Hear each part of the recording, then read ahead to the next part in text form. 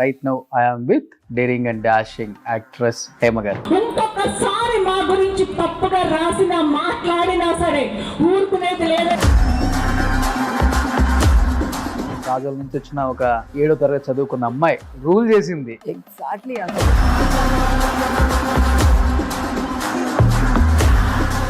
అక్కడ కోవేశ్వర్లా, ఇక్కడ హేమ అనుకునేలాగా ఉండేది. ఇంట్లో అసలుకి పెళ్ళాం ఎలా బిహేవ్ చేస్తుందో అలానే బిహేవ్ చేసేవాళ్ళు స్క్రీన్ మీద. అతడులో ఏంటి శాస్త్రం ఎత్తుకొని రాలేదా, ఇలా దోశల్లో పోస్తారా రేపు అడిగితే, అయ్యో మర్చిపోయిందండి తెస్తానని మళ్ళీ వెళ్ళిపోవటం. సింగర్ పెళ్ళం బాబా. చిరంజీవి గారితో ఒక ఎక్స్పీరియన్స్ అంటే మంచి గుర్తుండిపోయే మెమరబుల్ ఫన్నీ సిచ్యువేషన్స్ అంటే ఏం చెప్తారు? నేను పూరి జగనన్నయ్య మహేష్ బాబు సినిమా చేస్తున్నారు. చిరంజీవి గారు కనిపించారు. అన్న నమస్కారం అండి అని అన్నారు.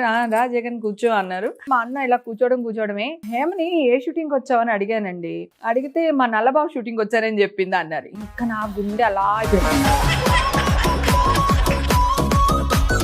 ఆ ఫ్యామిలీలో మీకు ఎక్కువ అభిమానం అంటే పవన్ కళ్యాణ్ గారు కదా. మా ఛాంబర్ లో ఒక ఇష్యూ అయినప్పుడు కూడా మీరంతా నిలబడ్డారు కదా. ఇండస్ట్రీలో చేస్తున్నాం కదా అని మా పిల్లల్ని, మా ఫ్యామిలీని, మా అమ్మల్ని రోడ్డుకి లాగడం అనేది కరెక్ట్ కాదు. ఈ డ్రెస్ గొప్పదా, ఈ డ్రెస్ వేసుకోవడం గొప్పదా అని ఇప్పుడు ట్రెండింగ్ లో కొట్టుకుంటున్నారు. దాని మీద ఒక ఛానల్ కి వెళ్ళి మాట్లాడడానికి వెళ్ళిన ఒక ఆవిడ ఇంక ఇష్టం వచ్చినట్టు మాట్లాడుకుంటున్నారు. ఆవిడేమో ఈవిని అంటుంది, ఈవిడేమో ఆవిడ అంటుంది. ఎంత చిల్లరగా కొట్టుకున్నారంటే అంత చిల్లరగా కొట్టుకున్నారు. మీరే తీసుకుంటారండి. ఎవరన్నా మీడియా వాడు మాట్లాడి ఎక్కడన్నా ఒకటి రాశాడు అంటే మీ మీడియా వాళ్ళకి చులకన అని మళ్ళీ మీరే అంటారు. మీడియా వాళ్ళని మీరే ఇస్తారు హింట్స్. ఇప్పుడు కూడా ఎవరు మీడియా వాళ్ళు పిలిస్తేనే వాళ్ళు వెళ్ళారు. ఓకే, మీడియా వాళ్ళు అడిగారా? ఒక ఆవిడేమో ఆ బట్టలు కరెక్ట్ అంటది, ఒక ఆవిడేమో బట్టలు కరెక్ట్ కాదంటది. మీరు అందరూ నాకు అర్థమైపోయిందిలే. నువ్వు ఒక చోట దొరికినవు అంటే నువ్వు ఇంకో చోట దొరికినవు అని ఇంకొకరు అంటున్నారు. అది ఏంటి బట్టల మీద మీ కామెంట్ ఏంటి అసలుకి? వల్గరిటీ ఆడ మగ జెండర్ తో సంబంధం లేదు. ఎవరైనా వల్గర్గా ఉంటే అది తప్పే. ఏమో కొంచెం డిప్రెషన్ లోకి వెళ్ళిపోయింది, ఫ్యామిలీ ఇష్యూస్. పేరుకి బంధం భార్యాభర్తలు కానీ ఇద్దరు కలిసి లేరు ఇప్పుడు. ఇదైతే ఒకటైతే డిస్కషన్ బయట నడిచినన్న విషయం మీకు తెలుసా? ఇదిగో వీళ్ళే ఇందాక కొంతమంది నువ్వు డాష్ నేను డాష్ అని కొంతమంది గురించి మాట్లాడుకున్నాం కదా. సో వాళ్ళు క్రియేట్ చేశారు. హేమగారికి మందు అలవాటు లేదు కదని హ్యాంకర్ అడుగుతున్నాడు. లేదు ఆవిడికి ఇప్పుడు అలవాటు చేసుకుంది, అప్పుడు లేదు ఇది చూసింది. మరి మళ్ళీ చెప్తున్నా, మొగుడుకి పెళ్ళానికి డైవర్స్ ఉంటాయి, కొడుక్కి తల్లికి డైవర్స్ ఉంటాయి. పూర్తిగా కంప్లీట్ ఇంటర్ క్యాస్ట్. ఆయన ముస్లిము, నేను హిందూ. మిగిలింది మాత్రం పాప పెళ్లి. ఒక స్టార్ హీరో ఇంటికి కోడలుగా వెళ్తుందేమో స్టార్ డైరెక్టర్ హీరో ఏదో సమయంలో బయట డిస్కషన్ జరుగుతుంది. నిజమా? కానీ ఫస్ట్ నుంచి పొగరు చూపిస్తారా, లేకపోతే అసలు చూపించే టైప్ కాదా మీరు? ఇప్పుడు నువ్వు నన్ను ఏదన్నా అన్నావు అనుకో, నేను ఎందుకు ఊరుకుంటాను, ఎందుకు ఊరుకోవాలి? ఇప్పుడు కూడా చెప్తున్నా, ఈ రోజు నేను బతకడానికి నాకు గనక ఇన్కమ్ సోర్స్ లేదు అంటే కూడా నేను ఒక దోసల బండి పెట్టుకుని బతికేస్తాను. అది నా సత్తా. నీకు రూపాయి ఇవ్వాలనుకో, నేను చచ్చిపోయినా సరే నా కూతురు తీసుకొచ్చి నీకు రూపాయి ఇచ్చేస్తుంది. అలాగే నువ్వు నాకు రూపాయి ఇవ్వాలనుకో, నీ మీద కత్తి పెట్టైనా నా రూపాయి నేను తెచ్చేసుకుంటా. నాకు ఈ మధ్యకాలంలో నేను లేడీ మెగాస్టార్ అని అర్థమైపోయింది. నా మీద కొన్ని వేల ఫ్యామిలీలు బతికేస్తున్నాయి. You know. Hi, hello, welcome to Suman TV. నేను మీ Roshan. Right now I'm with daring and dashing actress Hema గారు. సో హేమ గారు, సంక్రాంతి శుభాకాంక్షలు. సో చాలా నిండుగా ఎప్పుడు కూడా అంటే కొంతమందిని చీరకట్లో చూస్తుంటే అలా చూస్తూ అనిపిస్తుంది. ఎస్పెషల్లీ ఇండస్ట్రీలో చీరలు కట్టుకునే వాళ్ళు చాలా తక్కువ మంది అయిపోయారు. బట్ మీరు అప్పటి నుంచి ఇప్పటి వరకు కూడా స్క్రీన్ మీద శారీసే, బయటకి ఏదైనా ఫంక్షన్కి వచ్చినా శారీసే, పార్టీలకు వచ్చినా ఫుల్గానే ఉంటుంది.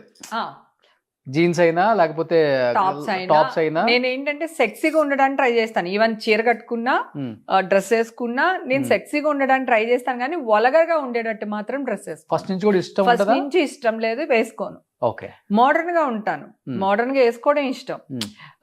ఆడియో ఫంక్షన్స్ కి క్యారెక్టర్ ఆర్టిస్టులు, నేను చెప్పేది 10-15 years బ్యాక్, ఓన్లీ చీరలు కట్టుకునే వచ్చేవాళ్ళు. నేను ఆ ట్రెండ్ చేంజ్ చేశాను. నేను లంగా ఓని వేసుకుని వెళ్ళేదాన్ని, హీరోయిన్ తో కాంపిటీషన్ గా డ్రెస్లు వేసుకుని వెళ్ళేదాన్ని. అందరూ కొంచెం గోల్ పెట్టేవాళ్ళు స్టార్టింగ్ లో, కో ఆర్టిస్టులు వాళ్ళందరూ కొంచెం జెల్స్ ఫీల్ అయ్యేవాళ్ళు. తర్వాత ఇప్పుడు వాళ్ళు కూడా నా ట్రెండే ఫాలో. ఏమేంటి అమ్మ క్యారెక్టర్లకు వచ్చి లంగా ఓని అనుకుంటారా వాళ్ళు? అప్పుడు అమ్మ క్యారెక్టర్స్ ఏం కాదు కదా, 15 years బ్యాక్ చెప్తున్నా. పిన్ని, అక్క, వదిన ఇట్లాంటి క్యారెక్టర్సే. కానీ నాకు ఆర్టిస్టులు కూడా అందరూ ఆంటీస్ లాగా చీరలు కట్టుకుని వచ్చేవాళ్ళు. అప్పుడు నేను కొంచెం డ్రెస్లు వేసుకెళ్లేదాన్ని, మంచి గాగ్రా చోలీ టైప్ గానీ అట్లా. అలా ఎవరు క్యారెక్టర్ ఆర్టిస్టులు వేసుకెళ్లేవాళ్ళు కదా ఆ టైంలో, నేను బాగా వేసుకెళ్లేదాన్ని. స్టార్ట్ చేశాను. అది కాకుండా చీరల్లోనే బ్లౌజ్ ఎప్పుడు కూడా కాంబినేషన్ ఉంటుంది. నా బ్లౌజ్లన్నీ నువ్వు ప్రీవియస్ గా కూడా చూస్తే 15-20 years బ్యాక్ కూడా చీరకి బ్లౌజ్ కి కాంబినేషన్ ఉండదు. నేను డిఫరెంట్ బ్లౌజ్ వేసేదాన్ని. అలా ఇప్పుడు ట్రెండ్ అది, డిఫరెంట్ బ్లౌజెస్ వేస్తున్నారు. నేను అప్పుడే వేసేదాన్ని. ట్రెండ్ సెట్ చేసిందే మీరు. బాగా ఎక్కువ మటుకి నేనే. కానీ మీరు ఒక బోటిక్ పెట్టి ఉంటేనా వేరే లెవెల్లో ఉండేదేమో. ఉండేదేమో, నిజమే. నా చీరలు అన్నా, నా కలర్స్ అన్నా, నేను వేసుకునే జ్యువెలరీ అన్నా అందరికి చాలా ఇష్టం. ఓకే, సో ఆల్మోస్ట్ 35 సంవత్సరాలు ఇండస్ట్రీకి వచ్చి 350 పైగా చిత్రాలు, ఎటువంటి సపోర్ట్ లేకుండా 500 అన్న, ఇంకా ఒక్కొక్క సంవత్సరం 20-30 సినిమాలు కూడా రిలీజ్ అయ్యేవి గట్టిగా.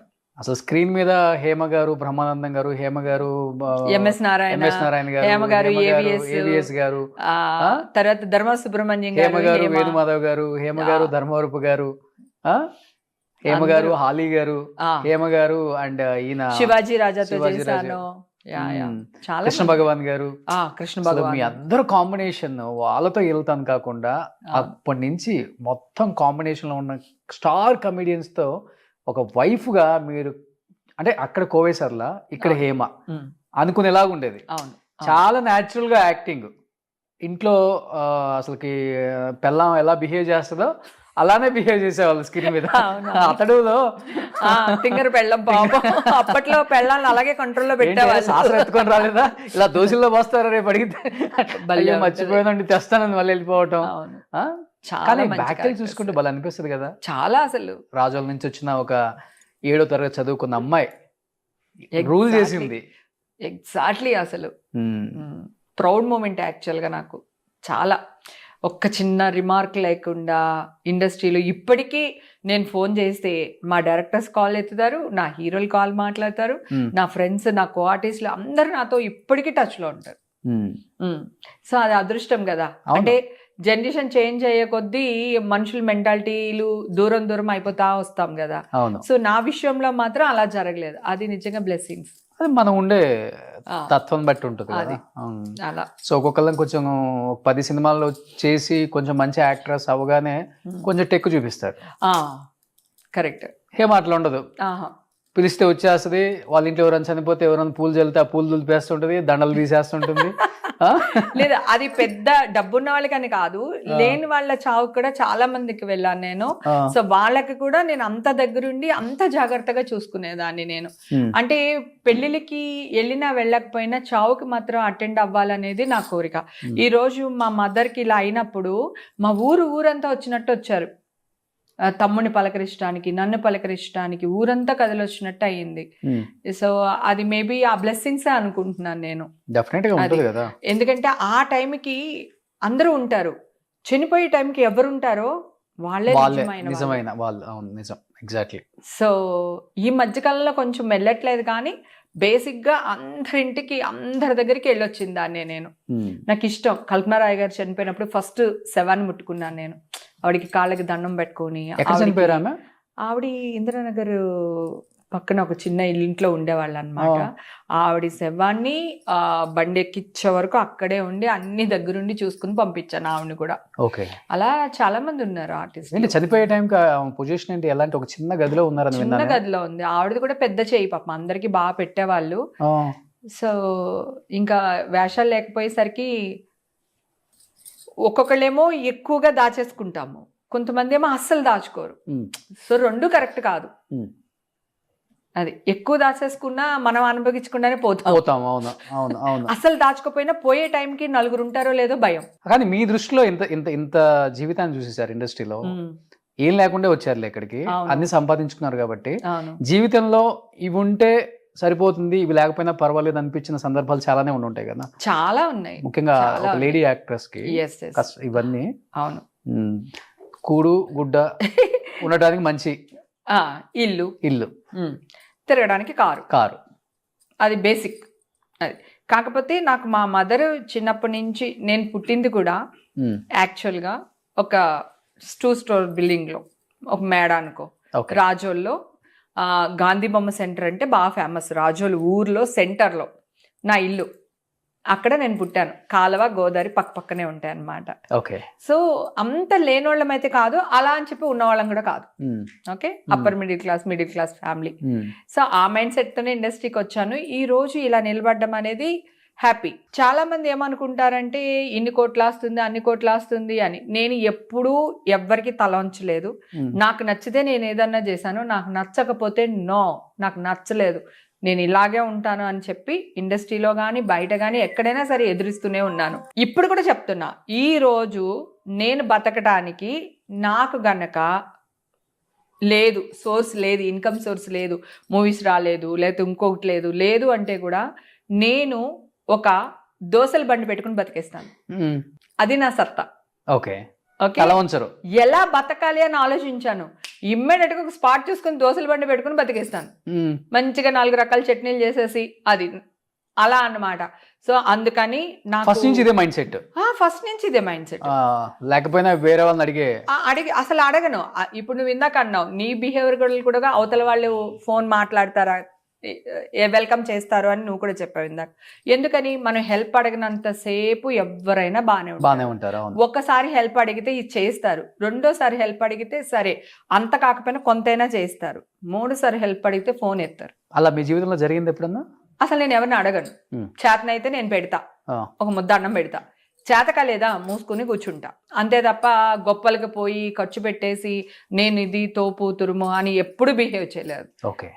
పైగా లావియస్ వాడిని చూసి నేను కూడా చెయ్యాలని వస్తుందో ఇండస్ట్రీలో, అప్పుడే మన పతనం స్టార్ట్ అవుతుంది. అసలు ఎప్పుడు లేదు. మన శివారెడ్డి వాళ్ళ పిల్లలు మెచ్యూర్ ఫంక్షన్కి వెళ్తే, నీ ఫంక్షన్కి నేను రాలేకపోయినా మళ్ళీ గుర్తు చేసుకుని తిట్టకు నువ్వు నన్ను. ఓకే, అయితే వాళ్ళు కూడా, అక్క నీ చేతుల మీద తీసుకెళ్ళి కూర్చోపెట్టు పిల్లల్ని, నువ్వు తీసుకెళ్ళు, నువ్వు నాకు ఆడపడుచువి ఇంటికి అని చెప్పి కూర్చోపెట్టడం, నా చేతుల మీద కూర్చోపెట్టించడం. అలాగే పెళ్ళిళ్ళకి వెళ్తే, అక్క నువ్వు ఫస్ట్ నువ్వు చీర పెట్టు, నువ్వు గాజులు పెట్టు, మాకు మంచి జరుగుతుంది అనడం పెళ్లి కూతుర్లకి. అట్లా అన్నమాట. ఇండస్ట్రీలో హేమక్క చేతుల మీద తీసుకుంటే ఒక మంచి జరుగుతుంది. చాలా మంది న్యూ ఇయర్కి నేను కొంతమంది దగ్గర తీసుకుంటా సెంటిమెంట్, 1000 రూపాయలని వెయ్యండి రా, ఒక 10,000 పంపించండి అని చెప్పేసి అంటూ ఉంటా. జనరల్గా నాకు సెంటిమెంట్ వరలక్ష్మి పూజకి న్యూ ఇయర్కి తీసుకుంటా. మా హస్బెండ్ ఇప్పుడు నా కూతురు ఇస్తుంది యాక్చువల్గా.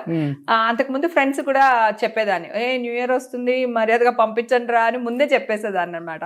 సెంటిమెంట్, ఆ సెంటిమెంట్ నా నుంచి వీళ్ళందరికీ అయిపోయింది. ఫ్రెండ్స్ అందరు కూడా, నీ మీద నువ్వు ఒక 500 ఇవ్వవే, నాకు మంచి జరుగుద్ది, బిజినెస్ చేస్తున్నాను, ఓ 1116 పంపించు, అట్లా నా చేతుల మీద తీసుకోవడం. ఓకే. అలా నిన్న వద్దుని కలిసాను, పూరి జగన్ అనే వైఫ్ ని బ్యూటీ పార్లర్ లో కలిసాను అనమాట, లావణ్యని. కలగానే అని తను అని నేను వెళ్ళి ఇద్దరు కౌగిలిచ్చేసుకుని ముద్దులు పెట్టేసుకున్నాం. దానికి మా నా హస్బెండ్ ని డాడీ అంటది అనమాట, నన్ను మమ్మీ అంటది. యాక్చువల్గా కాలికడికి కన్యాదానం చేశాం కదా, సో ఆ రిలేషన్ ఇప్పటికి చక్కగా 2 పిల్లలు, వాళ్ళు హ్యాపీ ఫ్యామిలీ, చూడడానికి ముచ్చటగా ఉంటది. అలాగే కృష్ణవంశీ గారు ఎప్పుడు అంటుంటారు, నువ్వు పాజిటివ్ గా ఉంటావు, పాజిటివ్ వైబ్ నీది హేమ, అట్లా ఉంటది. కానీ ఆల్మోస్ట్ అందరితో యాక్ట్ చేశారు కదా, అందరు హీరోలతో యాక్ట్ చేశారు, అందరు డైరెక్టర్ల డైరెక్షన్ లో చేశారు, వాళ్ళ కొడుకులతో కూడా చేశారు. ఈ హీరో ఆ హీరో ఏం లేదు, ఆల్మోస్ట్ ప్రభాస్, అల్లు అర్జున్, మహేష్ బాబు, రామ్ చరణ్ తేజ్, నాని, అందరితో యాక్ట్ చేశారు. అందరితో, బాలకృష్ణ గారు, నాగార్జున గారు, చిరంజీవి గారు, వెంకటేష్ గారు, వెంకటేష్ అందరితో యాక్ట్ చేశాను. కొంచెం ముందు వచ్చుంటే రామారావు, నాగేశ్వరరావు గారు, చేస్తుండేదాన్ని. కృష్ణరాజు గారు, కృష్ణ గారు. నాగేశ్వరరావు గారు, చిరంజీవి గారితో కలిపి ఒక మూవీ యాక్ట్ చేశాను.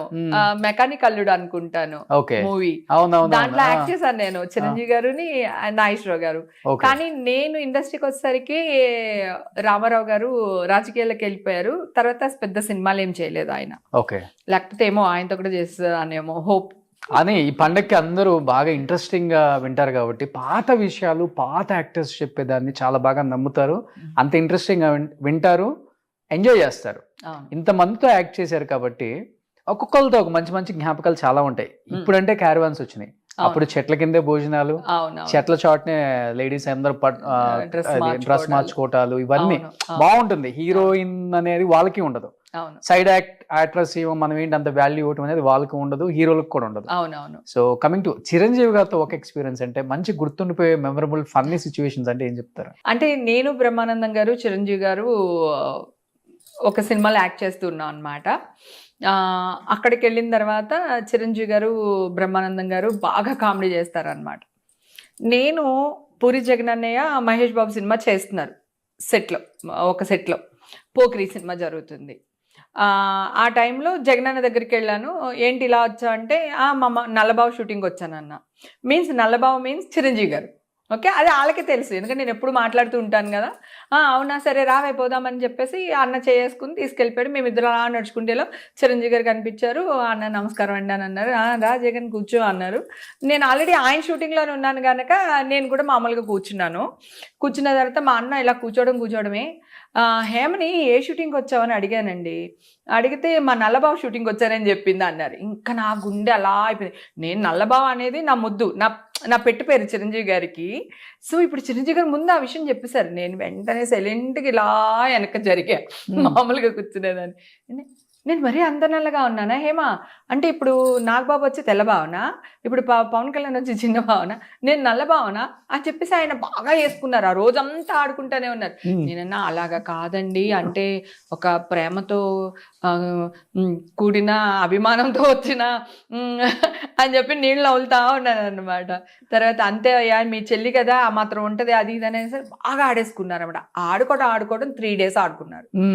నెక్స్ట్ డే లొకేషన్కి పరుచూరు వెంకటేశ్వరరావు గారు వచ్చారు. వస్తే మేము అందరం కూర్చున్నాం. మామూలుగా కూర్చుంటే వెంకటేశ్వర గారు కూర్చున్నారు. ఏమండి వెంకటేశ్వరరావు గారు, నేను మరీ అంత నల్లగా ఉంటానండి అన్నారు ఈయన. నేను అమ్మా మళ్ళీ ఆడేసుకుంటున్నారు ఈయన అనుకుని బిత్తరపోయి అలా చూస్తున్నారు అనమాట. వెంకటేశ్వర గారు చూస్తే, బాబు మీరు నలిపేంటి బాబు, మీరు మీరు చామంచాయి బాబు, రాముడు నలుపు కదా కృష్ణుడు నలుపు కదా అంటే ఈయనకి తెలియక నేను అన్నాను, ఆయన నన్ను ఆడుకుంటున్నారన్న సంగతి వెంకటేశ్వర గారికి తెలియక ఆయన, నేను వెంకటేశ్వర సార్ మీకు దండం పెడతాను ఆపండి సార్, ఆయన నన్ను ఆడుకుంటున్నారు అని చెప్పి ఆయన చేతులు పట్టుకుని ఆపండి సార్ ప్లీజ్ సార్ అంటున్నా. అలా ఎవ్వరు వచ్చినా సరే, ప్రకాష్ రాజు వస్తే కూడా అదే అనమాట. ఆ 3 రోజులు బీభత్సంగా ఆడేసుకున్నారు ఆయన. అసలు మామూలు పిచ్చ కామెడీ చేశారు. బ్రహ్మానందం గారితో కూడా అంతే, 4-5 సార్లు బ్రహ్మానందం గారిని ఆ సొట్టు ఉంటుంది కదా, ఆ సొట్టని ఇలా లాక్కుని ఆ సొట్టని ఎట్లా అని ముద్దెట్టుకుని, అంటే బ్రహ్మానందం గారిని చూస్తే ఆయన ఏదో చిన్న ఏదో కోతిపిల్ల దొరికినట్టు ఉంటుంది అనుకుంటా. చిరంజీవి గారికి బాగా ఆడుకుంటారు ఆయనతో. చిరంజీవి గారితో చాలా పెద్ద ఫన్. ఇది మాత్రం హైలైట్. కానీ ఆయన ఎప్పుడు కూడా మెగాస్టార్ ని ఎంత పెద్ద హీరో అనేది ఉండదు కదా, అసలు చిన్న పిల్లలతో సహా అందరితో చాలా బాగా మాట్లాడతారు. నేను X5 కొనుక్కున్నా ఫస్ట్ టైం. అందరూ ఇన్స్టాల్మెంట్ లోనే కొన్నాము. నేను అడగలేదు. కాదు వెంటనే కారు కొన్నామంటే డబ్బు ఎక్కడి నుంచి వస్తుంది, ఈడమ్మ గడుపు మాడు సరే పక్కన పెడదాం. అయితే అందరూ అన్నారు ఏంటి నువ్వు X5 కొనేసి, X1 కొనుక్కున్నాను, అది ఓల్డ్ అయిపోయింది, అది ఇచ్చేస్తే మిగతాది X5 కొనుక్కున్నాం. అందరు బెదిరిస్తారు. డైరెక్టర్ వాళ్ళనేమో ఈ దీంట్లో వస్తా ఉంటారు, X5 లో నువ్వు వచ్చి దిగితే నీకు వేషాలు వస్తాయా, నీకు ఎవడన్నా ఫుడ్ పెడతాడా, అది ఇదని బెదిరిస్తారు. కొంతమంది కొనుక్కోకూడదు ఆర్టిస్టులు, అంటే అప్పట్లో అలా ఉండేది కదా, వాళ్ళ డైరెక్టర్ ఇంపార్టెంట్ కదా, మీ మెయిన్ హీరోలు, మేమంతా క్యారెక్టర్ ఆర్టిస్ట్లే కదా, సో అలానే ఏం కాదు. అప్పుడు ఉండే మైండ్ సెట్, అంటే అప్పుడు మేము డైరెక్టర్ కి అంత ఇంపార్టెన్స్ ఇచ్చేవాళ్ళం. అబ్బా వాళ్ళు వస్తే లేచి నిలబడ్డాం కానీ అవన్నీ, మంచి బట్టలు వేసుకోకూడదు. అహో దీనికి బాగా డబ్బు వచ్చింది కదా పోనీ ఇంకెవరికైనా ఇద్దాం అనుకున్నా కూడా, ఓ మంచి సదుద్దేశంతో ఆలోచించినా కూడా ఎందుకు చెడుగా అనుకోవాలి, ఎందుకే నీకు అది ఇది. ఆల్రెడీ మనమేమో రెమెండేషన్ గట్టిగా అడుగుతాను నేను. నీకు రూపాయి ఇవ్వాలనుకో, నేను చచ్చిపోయినా సరే నా కూతురు తీసుకొచ్చి నీకు రూపాయి ఇచ్చేస్తుంది. అలాగే నువ్వు నాకు రూపాయి ఇవ్వాలనుకో, నీ మీద కత్తి పెట్టైనా నా రూపాయి నేను తెచ్చేసుకుంటా. నేను డబ్బు దగ్గర చాలా జెన్యూన్ గా ఉంటాను. ఎవరిని మోసం చేయను, ఎవరి దగ్గర ఒక రూపాయి తీసుకోను, నా రూపాయి నీ దగ్గర వదలను. రెండు ఉన్నాయి నా. సో ఆలోచించి ఏం చేయాలా అనుకున్నా. అప్పుడు నాగార్జున గారేమో ఊర్లో లేరు. అంటే మామూలుగా చెప్తాను, ఆయనకి ఏం చేసినా చెప్తాను. కార్ కొనేటప్పుడు ఉన్నారు, ఇలా గౌతమ్ గారి దగ్గర తీసుకుంటున్నాను బాబు, ఒకవేళ కుదిరితే ఏదైనా ఒక మాట చెప్పండి, కొంచెం ఏమైనా డిస్కౌంట్ చేస్తారేమో అనేటట్టు మాట్లాడితే సరే హేమ నేను చెప్తాను, నేనైతే ఊర్లో లేను అనేసి ఆయన అన్నారు. కొంత డిస్కౌంట్ వచ్చింది ఆయన చెప్పడం వల్ల. తర్వాత చిరంజీవి గారికి రిక్వెస్ట్ చేశాను, ఇలా కారు కొనుక్కున్నాను, మీ చేతుల మీద కీస్ తీసుకోవాలనుకుంటున్నాను బావగారు, అది ఇది అని అంటే, సరే అయితే సాయంత్రం ఇంటికి రా, పలానా టైం షూటింగ్ అయిపోతుంది, ఇంటికి వచ్చేసి నీ కారు ఇచ్చిన తర్వాత నేను జిమ్కి వెళ్ళిపోతాను, అది ఇదే ఏదో మాట్లాడేసారు. అయిపోయింది. ఇంటికి వెళ్ళి ఆయన చేతుల మీద కారు కీస్ తీసుకుని ఆయన్ని కార్లో కూర్చోపెట్టుకుని వాళ్ళ ఇంట్లో నుంచి ఈ వీధిలో ఒక రౌండ్ వేసి, నేను డ్రైవింగ్, చిరంజీవి గారు నా పక్కన కూర్చున్నారు, ఒక రౌండ్ వేసి తర్వాత ఆయన ఇంట్లో దింపేసి, ఈ లోపల సూర్య గారు వాళ్ళ అమ్మాయి వాళ్ళు ఒక పట్టు చీర, పసుపు కుంకుమ, ఫ్రూట్స్ అన్ని ఒక ప్లేట్లో పెట్టి నాకు ఇచ్చారనమాట. ఆ చీర అలా దాచిపెట్టుకున్నాను నేను. ఇప్పటికి ఉంది. మా అక్క కట్టుకున్నాను, ఫోటోలు తీసుకున్నాను, ఆ ఫొటోస్ పెట్టుకున్నాను. ఆ చీర అట్లా అంటే పాడు చేయకుండా ఆ చీరని అట్లా నా మెమరీ. చిరంజీవి గారి ఇంట్లోంచి ఫస్ట్ ఎక్కడ రాజాల నుంచి చిరంజీవి గారికి చూడడానికి వచ్చిన ఒక అమ్మాయిని వాళ్ళ ఇంటికి తీసుకెళ్లి పసుపు కుంకలు ఇవ్వడం ఎంత అదృష్టం చూడు. అలా ఇచ్చి పంపించారు అనమాట. ఆ ఫొటోస్ అన్ని పోస్ట్ చేసుకున్నాను. అప్పుడు చిరంజీవి గారు హేమకి కార్ కీస్ ఇచ్చారు, హేమ కవర్ కొనుక్కుంది, అది చిరంజీవి గారి చేతుల మీద అట్లా వెళ్ళిపోయింది నా దిష్టి అంతా. హేమ పెద్ద కారు కొన్నది అనేది పోయింది. సో చిరంజీవి గారు ఇచ్చారు, చిరంజీవి గారు ఇది చేశారు అనేది వచ్చేసింది అనమాట. చిరంజీవి గారి చేతుల మీదుగా తీసుకుంది అనేది వచ్చేసింది. పాజిటివ్ అయిపోయింది. నెగిటివ్ నుంచి పాజిటివ్ చేసుకున్నాను. ఇట్లా ఆలోచిస్తాను అనమాట. థింకింగ్ ఏదన్నా ఒకటి నేను చేసేస్తున్నాను అంటే ఓకే, నాకు ఇది నచ్చింది, నేను చెయ్యాలి, కానీ అందరూ ఇష్టపడాలి దాన్ని. నాకు పొగరు వచ్చింది అని అనుకోకూడదు. అట్లా ఆలోచన. ఫస్ట్ నుంచి పొగరు చూపిస్తారా, లేకపోతే అసలు చూపించే టైప్ కాదా మీరు? నాకు పొగరేముండదు నాన్న. ఇప్పుడు నువ్వు ఉన్నావు, నన్ను ఏదన్నా అన్నావు అనుకో, నేను ఎందుకు ఊరుకుంటాను, ఎందుకు ఊరుకోవాలి? ఇప్పుడు మేము ఆడవాళ్ళం కదా, క్యారవాన్స్ ఎవరికి అవసరం? మగవాళ్ళగా ఆడవాళ్ళగా? ఈ విషయం నేను అడిగాను అనుకో, నేను విరోధం అవుతాను. నాకు ఇంతే రెమండేషన్ కావాలి, నేను ఇంత అయితేనే వస్తాను, లేకపోతే రాను, నాకు డబ్బింగ్ ముందు డబ్బులు ఇవ్వండి అని డిమాండ్ చేస్తాను నేను. అది అందరికీ నచ్చకపోవచ్చు కదా, దాన్ని వాళ్ళు ఏదైనా పేరు పెట్టుకొని, కానీ నా కష్టార్జితాన్ని నేనేగా అడుగుతున్నాను. సో నేను అలా ఆలోచిస్తాను. ఆ మేనేజర్కో లేదా క్యాషియర్కో వాళ్ళకో కోపం వస్తుంది. పెద్దోళ్ళకి ఏం చెప్తారు, ఎంత పొగరు సార్, డబ్బులు ఇస్తాను కానీ డబ్బింగ్ రానంది, అది ఇది అని అంటారు. అప్పటికే నేను చాలా డబ్బింగ్ చెప్పేసి ఉంటాను, ఇంకొకటి రెండు సీన్లు మిగిలి ఉంటాయి. ఆ టైంలోనే నేను అడుగుతాను, కానీ అది వాళ్ళకి తెలియదు కదా, వీళ్ళు ఏం చెప్తారో తెలియదు. అట్లాగా కొంచెం అడుగుతాను అనమాట. నాకు ఇది కావాలి, నాకు ఇది చెయ్యండి, నాకు ఏదైతే కావాలో అది అడుగుతాను. సో అది అడగనప్పుడు చేయలేదంటే కొంచెం గట్టిగానే అడుగుతాను. నా కోసమే కాదు, పక్క వాళ్ళ కోసం కూడా అడుగుతాను. దానికి ఇంకా కోపం వస్తుంది వాళ్ళకి. ఇప్పుడు చిరంజీవి గారితో ఆ రోజు నుంచి ఇప్పటి వరకు ఎంత మంచి రిలేషన్, బట్ ఆయన కొడుకుతో కూడా వర్క్ చేశారు. రామ్ చరణ్ గారు అంతకన్నా ఇంకా ది బెస్ట్ అని విన్నాను నేను. నిజంగా బెస్ట్. నన్ను ఎంత భరిస్తాడో ఆ అబ్బాయి. వినయ్ విజయరామ. ఓకే, వినయ్ విజయరామ చేస్తున్నప్పుడు ఇదిగో నా కూతురు రిపోర్ట్స్, నీ బ్లడ్ రిపోర్ట్స్ ఇవి, నువ్వు నా కూతుర్ని ఎలా పెంచుతావు, ఇలా పెంచుతావు, అలా పెంచుతావు, ఇది ఎవడన్నా చేస్తాడు, నేను ముద్దు పెట్టుకుని ఎవడన్నా పెట్టుకుంటాడు కదా, నిజమే కదా, అది ఎవడన్నా చేస్తాడు, నువ్వేం చేస్తావు, నువ్వెలా పెంచుతావు, వంట వచ్చా, ఇవన్నీ అడుగుతాను. గుర్తుంది కదా, అడుగుతా ఉంటాను. ఇప్పుడు అదే ట్రెండ్ తెలుసా, అమ్మాయిలు ఇవే అడుగుతున్నారు, నాలాగానే తల్లిదండ్రులు అడుగుతున్నారు. అయితే అప్పుడు ఆయన నిన్ను అలా కాదని చెప్పేసి నా మీదకి వచ్చేస్తాడు అనమాట. అసలు ఎలా కాపురం చేస్తానో చూపిస్తాను, అది ఇదని మీదకి వచ్చేయాలి. ఆయనకి నేను ఆంటీ ఆంటీ అంటారు జనరల్గా నన్ను రామ్ చరణ్. ఆయనకి అది తిట్టేసి నా మీదకి రావడం ఆయనకి రావట్లేదు. ఎందుకు రావట్లేదు అంటే నేనంటే సాఫ్ట్ కార్నర్ చిన్నప్పటి నుంచి తెలుసు ఆయనకి. ఆ చనువుతో నన్ను తిట్టలేకపోతున్నాడు ఆయన. నన్ను కొట్టడానికి రాలేకపోతున్నాడు అనమాట. అప్పుడు నేను చెప్పాను, బాబు ఇప్పుడు నేను ఒక కంత్రి అత్తనన్నమాట, ఓకేనా? నేను హేమాంటిని కాదు. సో ఇక్కడ కంచు ఆంటీ, ఈ ఆంటీకి బుద్ధి చెప్పాలి కదా, దీనమ్మ జీవితాన్ని ఒకటి వేసుకోండి బాబు, అల్లిపోవాలి నేను, అది ఇది అని చెప్పేస్తే ఆయన నవ్వుకుని 2-3 టేకులు చేసిన తర్వాత 4వ టేక్ ఓకే చేశారు. ఓకే. అలా అంటే అంత మంచి అతను అంటే ఒక వ్యక్తిని నేను ఎవరైనా అవని, విలన్ అవని, ఏదైనా అవని, నేను లేడీని కదా, సో నన్ను తిట్టడానికి కూడా ఆయనకి క్యారెక్టర్ అయినా కూడా తిట్టడానికి మనసు రాలేదు. గ్రేట్ కదా, గ్రేట్. అట్లా అక్కడికి చాలా టేకులు తిన్న తర్వాత ఫైనల్లీ ఒక షాట్ ఓకే అయింది అప్పుడు. కానీ ఆ ఫ్యామిలీలో మీకు ఎక్కువ అభిమానం అంటే పవన్ కళ్యాణ్ గారు కదా? పవన్ కళ్యాణ్ గారు అంటే ఇష్టం, కాకపోతే చిరంజీవి అంటే నాకు ప్రాణం. ఓకే. పవన్ కళ్యాణ్ గారు రాజకీయాల్లోకి వచ్చిన తర్వాత ఇంకా ఎక్కువ ఇష్టం. ఓకే. చిరంజీవి గారితో మా ర్యాపో బాగుంటుందబ్బా. పవన్ కళ్యాణ్ గారు ఎక్కువ మాట్లాడరు. ఆయనేమో షూటింగ్ వచ్చినా కూడా ఒక రూమ్ లో బంధించినట్టు ఉంటారు. ఆయన మనస్తత్వం అది. సో నలుగురిలో కలవరు. నేను బాగా ఎదిరించాను. నన్ను పిలిచారు, పిలిచి ఏం జరిగింది ఏంటి అది ఇది అంటే నేను మొత్తం చెప్పాను ఆయనకి. చాలా ఫొటోస్ కూడా వచ్చినాయి, వాళ్ళు రిలీజ్ చేశారు ఆ ఫొటోస్ అన్ని. అంటే ఇండస్ట్రీలో చేస్తున్నాం కదా అని మా పిల్లల్ని, మా ఫ్యామిలీని, మా అమ్మల్ని రోడ్డుకి లాగడం అనేది కరెక్ట్ కాదు.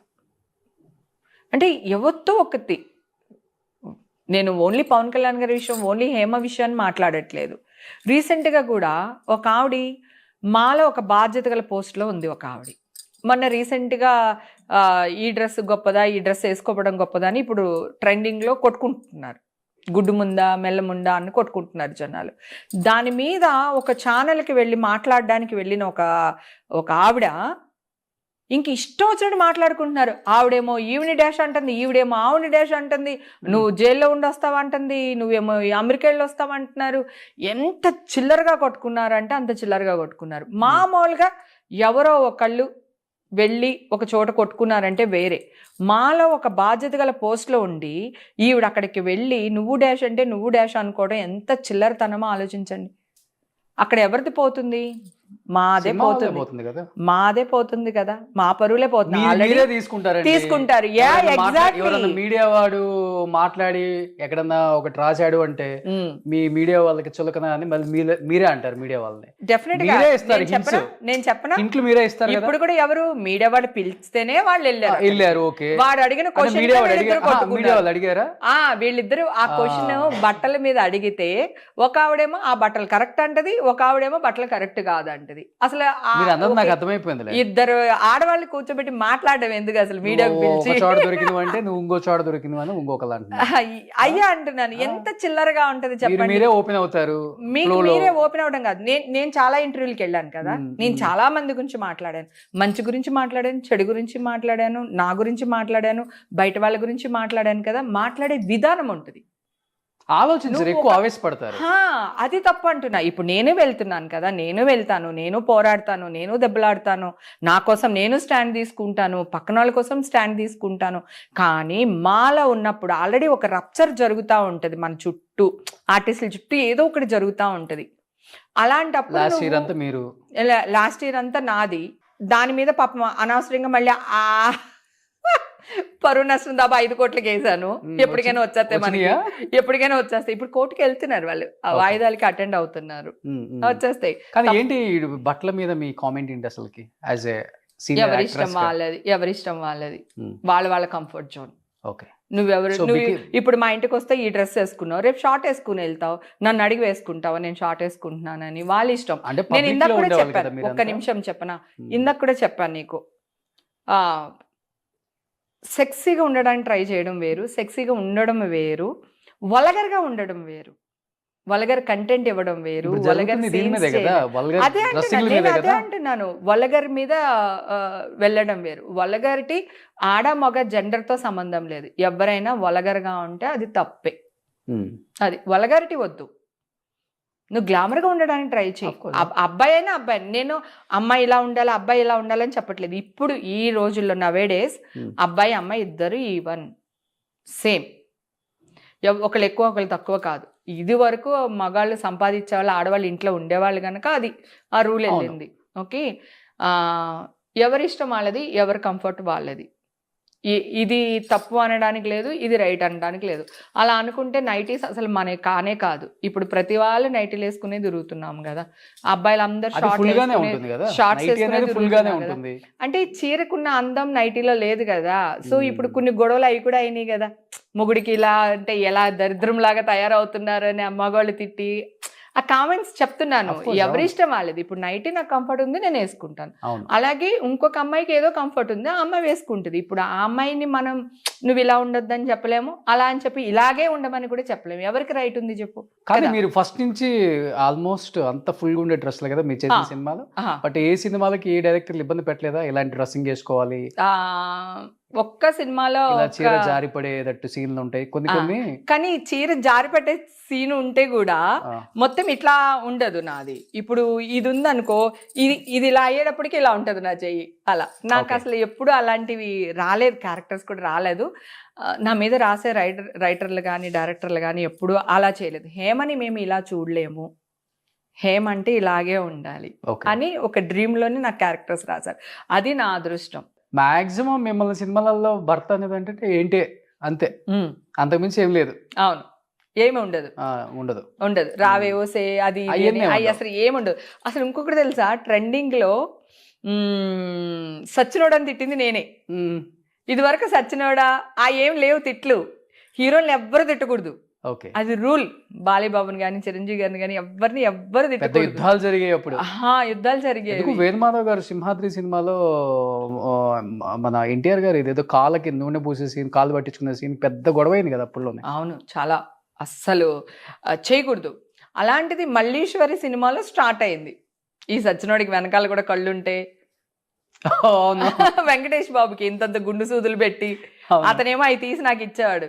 కృష్ణవేణి మర్చిపోయినట్టున్నావు, ఇదిగో ఇది పెట్టుకో అనేవాడు, ఇది పట్టుకో అనేవాడు. కాఫీలో గుండు పూసలేసే తీసి ఇట్లా పేపర్లకు పెట్టేవాడు. అవును, బ్యాంక్ లో గుర్తుందా? అప్పుడు ఈ సచ్చినోడికి వెనకాలకు కూడా కళ్ళున్నాయి, శ్రీరామ్ అంటే నేను సీతాదేవిని శ్రీరాముడిని ఇట్లా విడదీస్తే నీ కళ్ళు పోతారా సచ్చినోడా అని ఇట్లాంటి డైలాగ్స్ ఉంటాయి. ఫస్ట్ టైం తిట్టాను నేను, అప్పుడు నేనే భయపడ్డా. నేను ఇలా తిడితే హీరో గారు ఏమనుకుంటారు, మీరు ఇలా రాశారు, త్రివిక్రమ్ గారు, విజయభాస్కర్ గారు అంటే, లేదమ్మా ఆయన సీన్ తెలుసు అన్నారు. తర్వాత వెంకటేష్ బాబు వస్తాడు, పొద్దున్నే సీన్ చూసుకుంటాడు ఆయన, రిహార్సల్స్ అవన్నీ. రాగానే ఏమా నీకు తెలుసా, నువ్వు నన్ను ఇలా తిడుతున్నావు అలా తిడుతున్నాడు, ఆయనే తిట్టేసుకున్నాడు. అమ్మయ్య ఈయనే ఫిక్స్ అయ్యండి అంటే నా తిట్లు తినడానికి అనుకుని ధైర్యంగా యాక్ట్ చేశాను. కానీ మల్లేశ్వరి అసలు సినిమా అంతా కూడా చాలా ఫన్. అవును. కానీ ఇప్పుడు ఒకప్పుడు అందరి హీరోలతో చేశారు ఆల్మోస్ట్. 2022 నుంచా 23 నుంచా అసలు సినిమాలకి కంప్లీట్ గా దూరం అయ్యారా, లేకపోతే డైరెక్టర్లు హీరోలే దూరం పెట్టండి అన్నారు? అసలుకి ఏం జరిగింది అసలుకి? నన్ను ఎవరు దూరం పెట్టమని అన్నారు. సరే, నన్ను దూరం పెట్టడానికి ఏ ఆర్టిస్టులు ఇప్పుడు క్యారెక్టర్స్ చేశారు చెప్పు, నాతో ఉన్న వాళ్ళు? అవును, ఆల్మోస్ట్ క్యారెక్టర్స్ రాలేదు.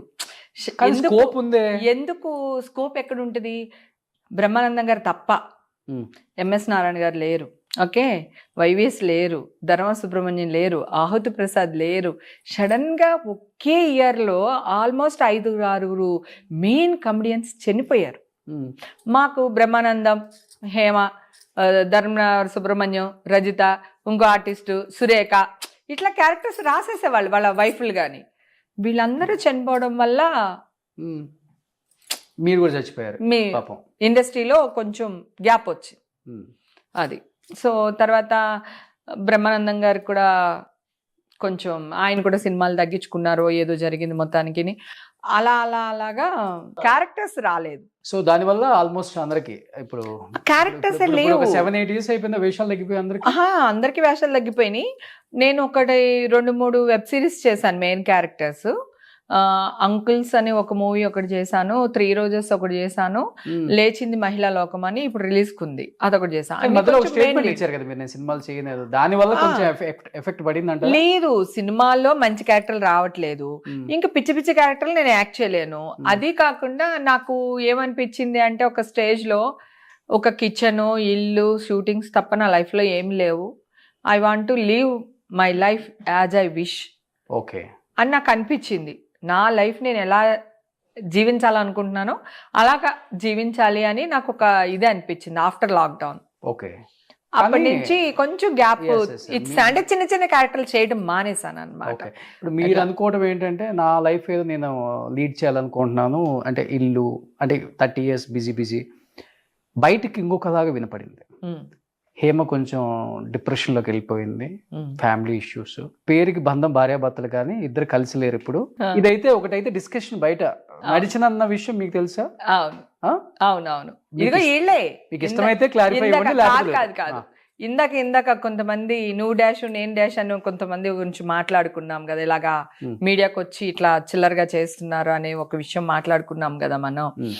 సో వాళ్ళు క్రియేట్ చేశారు. నేనంట డ్రింక్ ఇప్పుడే వాళ్ళు అడుగుతున్నాడు యాంకర్, హేమ గారికి మందు అలవాటు లేదు కదా అని యాంకర్ అడుగుతున్నాడు. జనరల్గా యాంకర్ ఇరికించే క్వశ్చన్ లేదు లేదు ఆవిడికి ఇప్పుడు అలవాటు చేసుకుంది, అప్పుడు లేదు ఇది చూసింది మరి మా ఇంటికి వచ్చి ఇలా ఉంటుంది అనమాట. అలాగే అదే ఇప్పుడు వాళ్ళ ఆయన కలిసి ఉండట్లేదు అనుకుంటున్నానని కొంతమంది డాష్లు అలా మాట్లాడడం జరిగింది అనమాట బయట అక్కడ ఇక్కడ బయట. నేను ఒకటే చెప్తున్నా, 20 ఏళ్ళ నుంచి నా హస్బెండ్ని నేను కొడుకులాగా చూసుకుంటున్నా. మళ్ళీ చెప్తున్నా, మొగుడుకి పెళ్ళానికి డైవర్స్ ఉంటాయి, కొడుక్కి తల్లికి డైవర్స్ ఉండవు. ఓకే, నా జీవితంలో నా హస్బెండ్ నా కొడుకు, నా కూతురి కంటే నా హస్బెండ్కే నా లైఫ్లో ఇంపార్టెన్స్ అది. సో అందుకని ఎవ్వరు ఎలా పిచ్చి పిచ్చిగా వాగినా, ఇప్పుడు మా మదర్ చనిపోయారు, మొత్తం వచ్చి నా హస్బెండ్ పక్క నుండి మొత్తం ఊర్లో అంతా తనే చూసుకున్నాడు. అవునా? మొత్తం తనే చూసుకున్నారు. ఇప్పుడు నాకంటూ ఏదైనా ఉంది అనుకుంటే ఒక ఈషా ఉంది, ఒక జాన్ ఉన్నాడు నా లైఫ్లో, అంతే. మదర్ లేదు కదా, మెయిన్ మదర్ నా లైఫ్లో మదర్ పోర్షన్ అన్నమాట. సో అనుకునేవాళ్ళు 100 అనుకుంటారబ్బా, నేను ఇచ్చే క్లారిటీ నేను ఇచ్చాను కదా. తల్లికి కొడుక్కి జీవితంలో డైవర్స్ ఉండవు, ఉంటాయా? హీఈస్ మై సన్, అంతే. ఎందుకు ఎక్కడ మరి ఒక పోస్ట్ గానీ ఒక వీడియోలో కనిపించడం మా గానీ హస్బెండ్ ఇద్దరు అసలు ఇష్టం. నీకు ఇప్పుడు 20 ఏళ్ల క్రితం ఇప్పుడు భావన ఎక్కడైనా చూసావా మీడియాలో? కెమెరామెన్ అని తెలుసు నాకు, అంతే. ఎప్పుడైనా చూసావా? 25 ఏళ్ళు, మా మ్యారేజ్ అయ్యి 25 ఏళ్ళు అయింది ఇప్పుడు. ఓకే, 25 కంటే ఎక్కువైంది. ఓకే. సో ఇంతవరకు జాన్ ఎప్పుడైనా చూసావా? తను రాడు, ఏ షోలకి రాడు, తనకి ఇష్టం ఉండదు, తను బయట ప్రపంచానికి రాడు, తనకి నచ్చదు. నాకే చాలా బాధ ఉండింది యాక్చువల్గా. ఏంటి రాడు, బర్త్డే అయితే ఒక గులాబీ పువ్వు కొనివ్వరు, కనీసం ఒక ఆర్ట్ షేప్లో బెలూన్ కూడా కొనివ్వడు మా ఆయన, అట్లా నాకు ఫీల్ అయ్యేదాన్ని నేను యాక్చువల్గా. తను ఎక్స్పోజ్ చేయలేరు, అంటే ఎక్స్ప్రెషన్ లేదు తనకి, తను అంతే. మరి ఎట్లా ప్రేమించారు? ఏమో అలా ప్రేమించాను, పెళ్లి చేసుకుంటా అన్నాడు. ప్రేమిస్తానంటే చేసుకునేదాన్ని కాదేమో, మరి పెళ్లి చేసుకుందామా అని అడగడమే. ఓకే. రే ఇండస్ట్రీలో ఉండి పెళ్లి చేసుకుందాం అంటున్నాడు ఏంటి అబ్బాయి అని కొత్తగా అనిపించింది నాకు. సో అది ఆ ఒక్క వర్డ్ నచ్చింది, పెళ్లి చేసేసుకుని పడిపోయారు దానికే. దానికే మా ఆయన 4000 సంపాదిస్తే నేను 4000 సంపాదిస్తే బతికేద్దాం అనుకున్నా.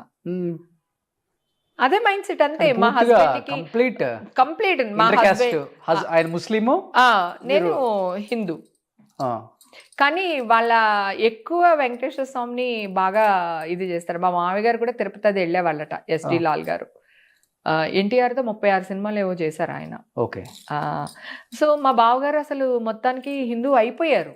అవును, మీరు గారు ఆయన బొట్లు అవి పెట్టేసుకుని అసలు చాలా, అంటే నాకంటే ఎక్కువ పూజలు చేస్తారు, ఆయనకి ఎక్కువ పుణ్యం వస్తుందేమో నాకంటే, నేను చాలా ఎక్కువ భక్తి నాకు అలా. సో మా హస్బెండ్ కూడా రోజు లేచి దీపం పెడతారు ఆయన. ఓకే. దీపం పెట్టి దండం పెట్టుకున్న తర్వాతే టిఫిన్లు కానీ బ్రేక్ఫాస్ట్ కానీ ఏదైనా చేస్తారు తను కూడా, నా హస్బెండ్ కూడా. కానీ ముస్లిం. సో ఆ ఒక్క మాటకి మ్యారేజ్ చేసుకున్నాను అంతే తప్ప వాళ్ళకి ఎన్ని ఆస్తుంది మాకెంత ఆస్తుంది ఏంటి అనేది ఏం తెలియదు నాకు. ఓకే, తను సంపాదిస్తే నేను ఎంత సంపాదిస్తే బతికేద్దాం అనుకున్నాను, అలాగే బతికేశాను. మీ తోడుకోళ్ళు మన నాగభూషణం గారి కూతురు. అవును. మీ ఇద్దరి మధ్య ఎలా ఉంటుంది relation? Okay okay, not good not bad. Okay. మీ బావగారితో బాగుంటుంది? బావగారితో బాగుంటుంది, ఎందుకంటే వర్క్ చేసి మా తోడుగోడలతో ఆడబడుస్తూ అందరితో బాగానే ఉంటుంది.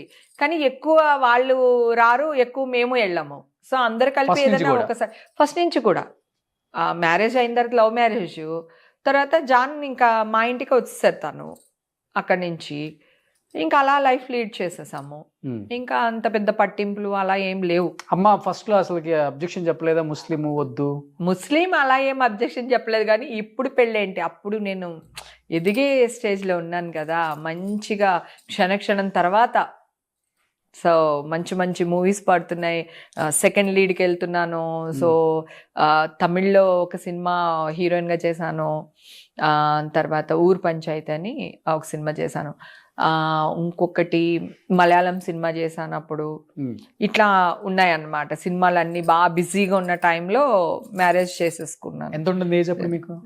19 yearsకే పెళ్లి చేసి. 19 సంవత్సరాలకే. పాప కొంచెం లేట్గా పుట్టింది. ఓకే. సో అంతే ఆలోచించా, నా మైండ్ అంతే. ఇప్పుడు ఇందాక అన్నావు కదా ఎలా బతుకుతారు, ఒకవేళ నీకు ఏదన్నా అయితే అంటే దోశల బండి పెట్టి బతికేస్తాను, ఎవడేమంటాడు నన్ను, నేను ఆటోలో వెళ్ళిపోతాను. ఇప్పుడు కూడా ఈషా ఆటోలో వెళ్తుంది తెలుసా ఆఫీస్కి, తన కారు ఉంది కానీ ఆటోలో వెళ్ళిపోతుంది ఆఫీస్కి. చాలా సింపుల్ ఫ్లై లైఫ్ అబ్బా నాది. గెంజడం అంటే చాలా ఇష్టం, నాకే కదా నా కూతురు కూడా ఇష్టం. సూప్ రైస్ అని తింటాం మేమిద్దరం, నేను నా కూతురు. అట్లా నేను అటు ఇటు కూడా బతికేస్తాను. అలా ఇలాగే బతకాలి, ఇట్లానే లగ్జరీగా ఉండాలని ఏం లేదు. అన్నిటికీ ప్రిపేర్ అయి ఉన్నారు లైఫ్ లో. అన్ని ఉంటేనేమో ఒకలాగా ఉంటుంది, అన్ని లేకపోతే ఇలా కూడా ప్రిపేర్ ఇలా కూడా ఉంటాము. అంటే ఆ స్టేజ్ కి ఏమైనా వచ్చారా ఒకనొక టైం కి? ఏం రాలేదు, భగవంతుడి దయ వల్ల. Touch wood. అంటే రాజోల నుంచి కాదు రాజోల వల్ల రాదు ఆ స్టేజ్, మనం వేరే వాళ్ళని నమ్మటం వల్ల వస్తుంది. లేదు, నేను అలా ఎవరిని కూడా నమ్మలా. నిజానికి నేను అంత ఫోకస్ చేయను, ఎక్కువ ఆలోచిస్తే వయసు వచ్చేస్తుంది అనే టైప్ నేను. అందుకని మీకు 52 అందరికీ తెలుసు. అది ఓకే, నాకేం ప్రాబ్లం. నా ఏజ్ నేను దాయాలనుకోవట్లేదు. ఈ ఏజ్ లో కూడా ఇంత అందంగా ఉన్నాను చూడు, అది పాజిటివ్ థింక్. అర్థమైందా? నాకు ఏజ్తో ప్రాబ్లం లేదు. ఇంకా నయ్యంలే, ఆడెవడో చెప్పాను కదా నీకు, వికీపీడియానా ఆడెవడో దొంగ సచ్చినోడు, మా ఆయన డేట్ ఆఫ్ బర్త్ వేస్తాడు నాకు. అవునా? అదే కదా నీ ఇంటర్వ్యూలో కూడా చెప్పాను కదా, అబ్బా ఎంత వెంటాడుతున్నానో, మెంటల్ టెన్షన్ వాడుతున్నా. ఇప్పుడు వికీపీడియా ఏజ్ ఎంత మీద అయితే? వాడా 67 వేస్తాడు డేట్ ఆఫ్ బర్త్. అసలు ఏమన్నా కొంచెమైనా ఏమన్నా అంటే అదిగో అన్నాను అంటారు. నేను వాళ్ళ జోలికి వెళ్ళను, వాళ్ళే నా జోలికి వస్తారు. నేనేమో చేతులు అడ్డు పెట్టుకుంటే అదిగో తిడుతుంది అంటారు. కానీ అట్లయినా కానీ మీకు మీ హస్బెండ్ కి 15 years డిఫరెన్స్ ఉందా? ఎందుకు 67? మా 67 అంటే ఇప్పుడు ఎంత ఉంటుంది తనకి? 5-6 years డిఫరెన్స్ నాకు నా హస్బెండ్ కి. ఓకే. ఇప్పుడు ఇషాకి వాళ్ళ ఫాదర్ తో బాగుంటుంది అటాచ్మెంట్? అసలు మేమందరం చాలా సరదాగా ఉంటాం. మా కుక్క పిల్ల ఉంది, మా ఇంట్లో అందరం అసలు మామూలుగా ఉండం అనమాట. బాగా కేరింతలు కొట్టుకుంటూ ఆడుకుంటా ఉంటాం, పరిగెడుతుంటా. మా ఆయన్ని నా కూతుర్ని కూడా నేనే గిలుతా ఉంటా. ఓకే. ఏదో ఒకటి గిలుతుంటా. నాకు మా హస్బెండ్ అంటే ఎంత ఇష్టం అంటే, మా ఆయన తింటాడు, మా ఆయనకి ఇది ఇష్టం, మా ఆయనకి ఇది కావాలి, మా ఆయన ఈ డ్రెస్ వేసుకోవాలి, మా ఆయన ఈ షూ వేసుకోవాలి, మా ఆయన అంటే తెల్లారు లెగిస్తే 90% నా హస్బెండ్ గురించి ఉంటుంది నాకు. కానీ మధ్యలో కొంతమంది ఆర్టిస్టులు మీ హస్బెండ్ కి లేనిపోని మీ మీద కొన్ని చెప్పడం వల్ల కొంత ఆయన. నేను ఒకటి చెప్పేవాళ్ళు చెప్తారు, నువ్వు వింటే నువ్వే పాడైపోతావు, విన్నంతసేపు మనం సేఫ్ అంతే. ఏమైనా డిస్టర్బ్ అయ్యారు జాన్ గారు? జాన్ గారు ఎప్పుడు ఏం డిస్టర్బ్ అవ్వరు. ఏదన్నా అయితే నేనే అవుతా, నేనే అరుస్తా, నేనే మాట్లాడతా. సో అసలు తను ఏమన్నారు, అసలు 99% అన్నాడు. నేను ఫ్రెండ్స్ వల్ల వీళ్ళ వల్ల కాదు నేను డిప్రెషన్కి వెళ్తా. నేను డిప్రెషన్కి వెళ్ళింది ఏంటి అంటే, సో చిన్నప్పటి నుంచి కష్టపడుతున్నా పరిగెడుతున్నాను. నాకు ఒక గుర్తింపు రాలేదు. అరే నా కోసం ఇది చేసావు కదరా, నీ కోసం ఇదిగోరా అని అట్లా లేకుండా అయిపోయింది. అంటే ఎవరు అంటే ఇప్పుడు మా మదర్ ఉన్నారు, మా అమ్మకి ఇది ఇష్టం, మా అమ్మ ఇది తింటుంది, లేకపోతే మా అమ్మ ఇది కట్టుకుంటుంది, అట్లా నేను పెట్టేదాన్ని. మదర్ కూడా అలా పంపించాను. మదర్ కూడా ఏంటంటే నేనే ఎనర్జీగా ఉంటాను, నేనే సంపాదిస్తున్నాను కనుక మమ్మీ కూడా నా మీద ఫోకస్ చేయలేదు. తమ్ముడు కూడా పెద్ద పట్టించుకోడు. నాకు ఎలా అనిపిస్తుంది అంటే, అమ్మకి తెలుసు కదా నాకు అరిసెలు అంటే ఇష్టం అని, అమ్మ అరిసెలు పంపించవచ్చు కదా, అమ్మకే నేను అరిసెలు పంపిస్తాను. అట్లా ఉంటుంది. నాకు చిన్న చిన్న ఆశలు అన్నమాట. ఇవి కూడా అర్థం చేసుకోరేంటి అట్లా అనిపిస్తుంది అనమాట. నాకు చెప్పాను కదా ఇందాక, ఇవాళ నా బర్త్డే అనుకో, ఒక గులాబీ పువ్వు మా ఆయన ఇవ్వాలని ఆశపడతాను. ఆయనకి ఇష్టం ఉండదు, ఆయనకి తెలియదు, ఆయనకి నేను తప్ప ఇంకెవరు లేరు లైఫ్లో, ఆయనకి ఇవ్వాలని తెలియదు. నేను చెప్తే కూడా ఇస్తే నటించినట్టు ఉంటుందేమో అని ఇచ్చేవాడు కాదు. అట్లా ఉండేది. తర్వాత మా హస్బెండ్‌ని కూర్చోబెట్టి చెప్పేసాను. మా హస్బెండ్‌ని కూర్చోబెట్టి నేను డిప్రెషన్‌కి వెళ్తున్నాను. నాకు ఏజ్ ఫ్యాక్టర్ కూడా ఉంది. సో, హార్మోన్ ఇది ఉంటాయి, చేంజెస్ ఉంటాయి కదా ఈ ఏజ్‌లో. నేను డిప్రెషన్‌కి వెళ్తున్నా. బిగ్ బాస్ ముందు ఇవన్నీ చెప్పేశారు కూర్చోబెట్టి. చెప్పేసాను కూర్చోబెట్టి. నేను అసలు హైడ్ అండ్ సీక్ చేయను. నేను నీతో కూడా ఏదన్నా ఉంటే 99.9% నిజం చెప్పేస్తాను. ఆ 0.1% అబద్ధం చెప్పను. నువ్వు చెప్తే హర్ట్ అవుతా అని చెప్పను అంతే. ఆ 0.1% ఏం చెప్పారు ఎక్కడైనా హస్బెండ్ కి సరే. పాపని కూర్చోబెట్టి? ఇదే చెప్పాను. నేను డిప్రెషన్ నాకు డిప్రెషన్‌కి వెళ్తున్నాను. నాకు ఈ ఏజ్ ఫ్యాక్టర్ వల్ల, నాకు హార్మోన్ చేంజ్ అవుతున్న వల్ల నాకెందుకు నేను ఇలా ఫీల్ అవుతున్నానో. సో, నాకు నచ్చింది ఒక జిలేబీ నాకిష్టం. ఒక జిలేబీ తెచ్చిపెట్టండి. ఒక ఫ్లవర్స్ తెచ్చిపెట్టండి.